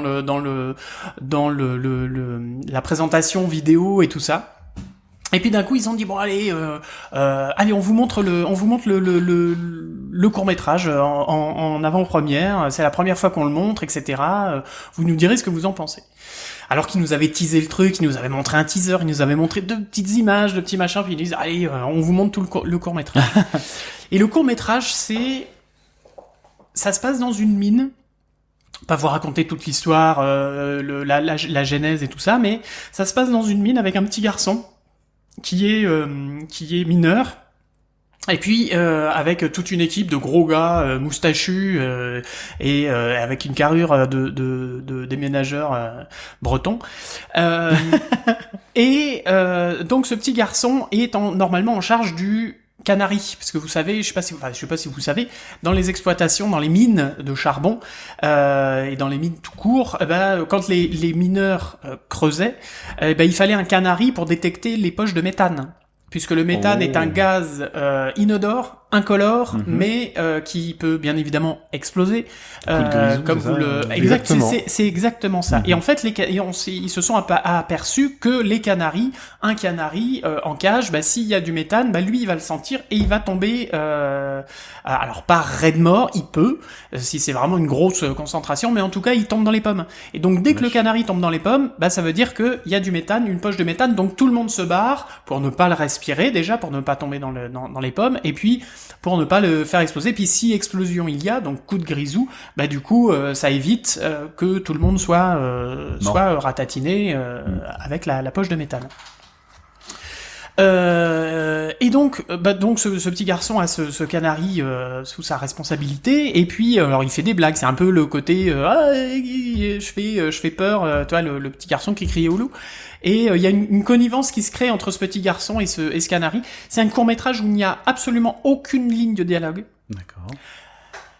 Mais alors ça a été fait chez Rodeo FX qui font, alors je vous raconte pas la suite parce que voilà, mais il y a ce côté-là, donc il y a toute une relation, etc. avec ce petit oiseau qui est extrêmement touchante, surtout à la fin. J'ai encore des frissons rien que d'en parler. C'est voilà, ça m'a retourné comme une vieille chaussette. Donc ça a été fait chez Rodeo FX qui habituellement font des VFX, c'est-à-dire ils ont fait par exemple ils ont bossé sur une petite série de médiéval fantastique, je sais pas si vous l'avez vu, ça a pas fait beaucoup de bruit, c'était Game of Thrones. Le jeu du trône. Voilà, c'est ça. Donc ça, entre autres, et puis des Marvel, des machins, c'est des énormes acteurs des VFX qui font un travail absolument magnifique, je trouve. J'admire vraiment leur travail. Souvent leur démo reel, elle est remarquée, je trouve. Oui, puis même, voilà, c'est vraiment d'excellents artistes, je vois pas, et d'excellents techniciens. On est vraiment sur le haut du haut du panier. Mais ils n'avaient jamais fait de film d'animation. Ah, c'est leur premier. Ouais, okay. C'est leur premier. Et les deux réals sont des réals qui se sont fait énormément remarquer, notamment sur Vimeo. Leurs courts-métrages sont sur... enfin, leurs pubs sont sur Vimeo, parce qu'au départ, ils faisaient de la réalisation de pubs. Ils en ont fait à peu près une 50aine. Ils ont, je sais pas, 35, 40 ans, les deux. Et ils ont toujours bossé ensemble. Bonjour le corbeau. Mais avec une qualité, sans mentir, une qualité Pixar. Oh, okay. Ta gueule, le corbeau, enfin ça commence à suffire. Il est pas content, on parle d'un canari. Et donc ils ont fait des pubs, et effectivement on a vu quelques extraits de pubs absolument magnifiques, dans différents styles graphiques, pas que Pixar, joli, machin, tout ça, mais des trucs qui ressemblent un petit peu à de la pâte à modeler, des trucs qui ressemblent un petit peu même à de la laine bouillie, etc. Enfin voilà, des choses très très jolies et inventives et vachement bien, et avec beaucoup d'humour, avec beaucoup de sensibilité, etc. Et donc ils se sont dit, ils ont eu cette histoire, donc comme je vous dis, je vous raconte pas la genèse, mais ils ont voulu raconter cette histoire, et ils ont pris des gens de chez Rodeo, entre autres, pour faire ce court-métrage, et donc ça a été réalisé dans les studios de Rodeo, et c'est vraiment, c'est du Pixar sans être du Pixar. Ils avaient un lien avec l'histoire pour que ça soit si touchant. Ils ont dit que c'était un truc par rapport à leur enfance ou quelque chose. Non, c'est un quelqu'un qui leur a raconté une histoire de son grand-père qui était mineur. Voilà, enfin, ils sont tombés sur différentes choses. Et puis ils ont eu une idée de cette histoire, etc. Et puis il y a le directeur graphique qui est, enfin le art designer qui s'appelle Gabriel Gomez, qui est français, Cocorico, qui s'il nous écoute, je le salue, et je le salue bien bas parce que son travail est absolument magnifique, et toute sa recherche graphique, et c'est lui qui a fait les color scripts, qui a fait, et quand on a vu l'étalage des color scripts, ça passe par toute la gamme de couleurs, c'est vraiment, enfin c'est un travail au niveau design, au niveau artistique, absolument magnifique, au niveau animation, etc. Enfin, tout est vraiment parfait dans ce court-métrage. Et en plus, extrêmement touchant, et je vous dis, moi, j'en ai vraiment pleuré. Et les réalisateurs, quand le court-métrage s'est terminé, il y a eu bien évidemment une explosion pas de coups de grisou, mais d'applaudissements. Et les deux qui étaient au début très fun, machin, qui faisaient les rigolos, à dire P.H. and Ben's, vous allez voir, c'est comme on est des crèmes glacées, pour faire écho à Ben & Jerry's par exemple. Voilà, à faire des blagues et tout ça, machin. Ils étaient émus aux larmes aussi de voir l'accueil du public, et c'était la première fois qu'ils le montraient, et c'était aussi touchant de les voir touchés, et on était tous touchés, et on était tous à essuyer nos petites larmes sur le coin de l'œil. C'est quelque chose dans la salle. Il s'est passé un putain de truc. On a raté un truc, Jacob. Non, honnêtement, les gars, vous avez vraiment raté un truc. C'est con parce qu'il restait des places, donc j'ai pensé très fort à vous. Voilà. Et alors, alors là, c'était pour la note, la petite note sensible et la petite corde sensible la grosse corde sensible que ça a touché en moi. Mais en plus, ce court-métrage a été réalisé à 90% sous Houdini. D'accord, ouais. Donc au niveau pipeline, au niveau tout ça, ils ont fait des choses au niveau, ils ont bossé à la séquence pour le cours. Ils ont fait bien évidemment les FX, machin, tout ça a commencé sous Houdini, mais ils ont animé sous Houdini. Ils ont créé tout un vraiment plein de choses grâce à Houdini. Donc voilà, c'est possible de faire un court-métrage sous Houdini. Bah oui, parce qu'ils ont 90%, c'est énorme. Alors 90% parce qu'ils ont utilisé Redshift pour le rendu. Okay. Qui n'est pas voilà, mais via Solaris, donc qui est le moteur de rendu en tout cas l'environnement de rendu de Houdini, mais ils ont utilisé Redshift pour vraiment sortir les images, mais voilà, mais en tout cas du layout jusqu'à quasiment le rendu, ils ont utilisé Houdini, et c'est une petite merveille. Pour le R et le Fur aussi, un grand chapeau à Martine Chartrand, qui a fait un travail absolument dingue au niveau des cheveux et des poils de l'oiseau, etc. Il y avait un petit reportage qui a expliqué tout ça. Punaise, mais bravo. Et puis Vincent Fortin qui a fait, bien évidemment, qui a un pape de Houdini qui était là pour les FX, etc. Et puis ça a toute sa maîtrise technique de Houdini. Donc voilà, vraiment bravo. Moi c'est pour l'instant, moi c'est ce qui tient la palme en tout cas. Le cristal d'Annecy de Doc, c'est ça. Ouais, moi mon cristal d'Annecy pour moi c'est celui-là. Oui, parce qu'il est pas en compétition. Hein, alors il est pas en compétition exactement, mais je sais pas quand est-ce qu'il va être dispo. Oh ouais, bah alors là, le temps qu'il fasse le tour des festoches et tout, à mon avis, c'est pas demain la veille. Voilà, à voir. Peut-être guettez-le sur Vimeo parce qu'apparemment ils sont très en lien avec Vimeo. Mm-hmm. Et peut-être que nous les aurons.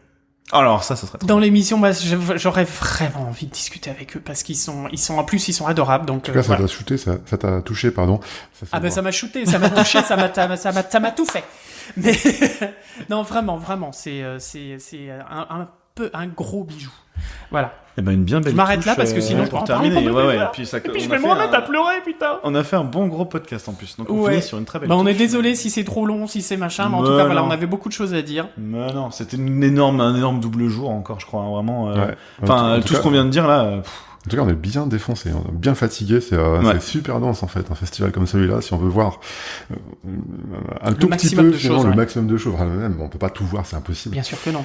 Mais c'est quand même une mission, quoi. Et notre Géco a la chance de partir demain, mais nous on est encore là pour 2 jours avec le doc. Il y en a encore plein de choses à faire. Qu'on tienne jusque là.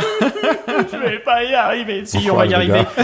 Non, on va y arriver parce que surtout, voilà, on voit des choses absolument incroyables dans tous les sens du terme, au niveau technique, au niveau artistique, au niveau hardware, au niveau plein de trucs. C'est venez au Festival d'Annecy si vous n'y êtes jamais allé, et puis si vous y êtes déjà allé, bah retournez-y parce qu'il y a toujours des choses totalement incroyables à voir et à faire. Et voilà. Bah oui, très bien. Et on continuera, et voilà. Et puis c'est pour les auditeurs parce que qui n'ont pas la chance d'y aller ou qui ont la chance d'y aller mais qui n'ont pas vu les mêmes choses que nous. Voilà, c'est vraiment voilà, ça nous fait plaisir et on est content les gars, non ou pas? Ouais. On est fatigués, mais vraiment content. Vraiment, je trouve que c'est une super année, vraiment une super année d'Annecy là, c'est cool. Après être revenu après 2 ans de Covid et tout ça, là, putain, ça fait plaisir. C'est vraiment une putain d'année, un putain de festival, voilà. Pardon pour le putain, 3 fois. Mais voilà, je suis Guillermo del Toro, je m'en fous. Je m'en bats les couilles. Bon, en tout cas, merci les gars. Merci pour votre courage et merci de tout ce que vous faites pour le podcast. Merci pour ta confiance, le doc. Pas fini. Et puis gros bisous les bipèdes. Gros bisous les bipèdes. Salut les bipèdes. Et puis à bientôt pour d'autres émissions. Bisous. Ciao.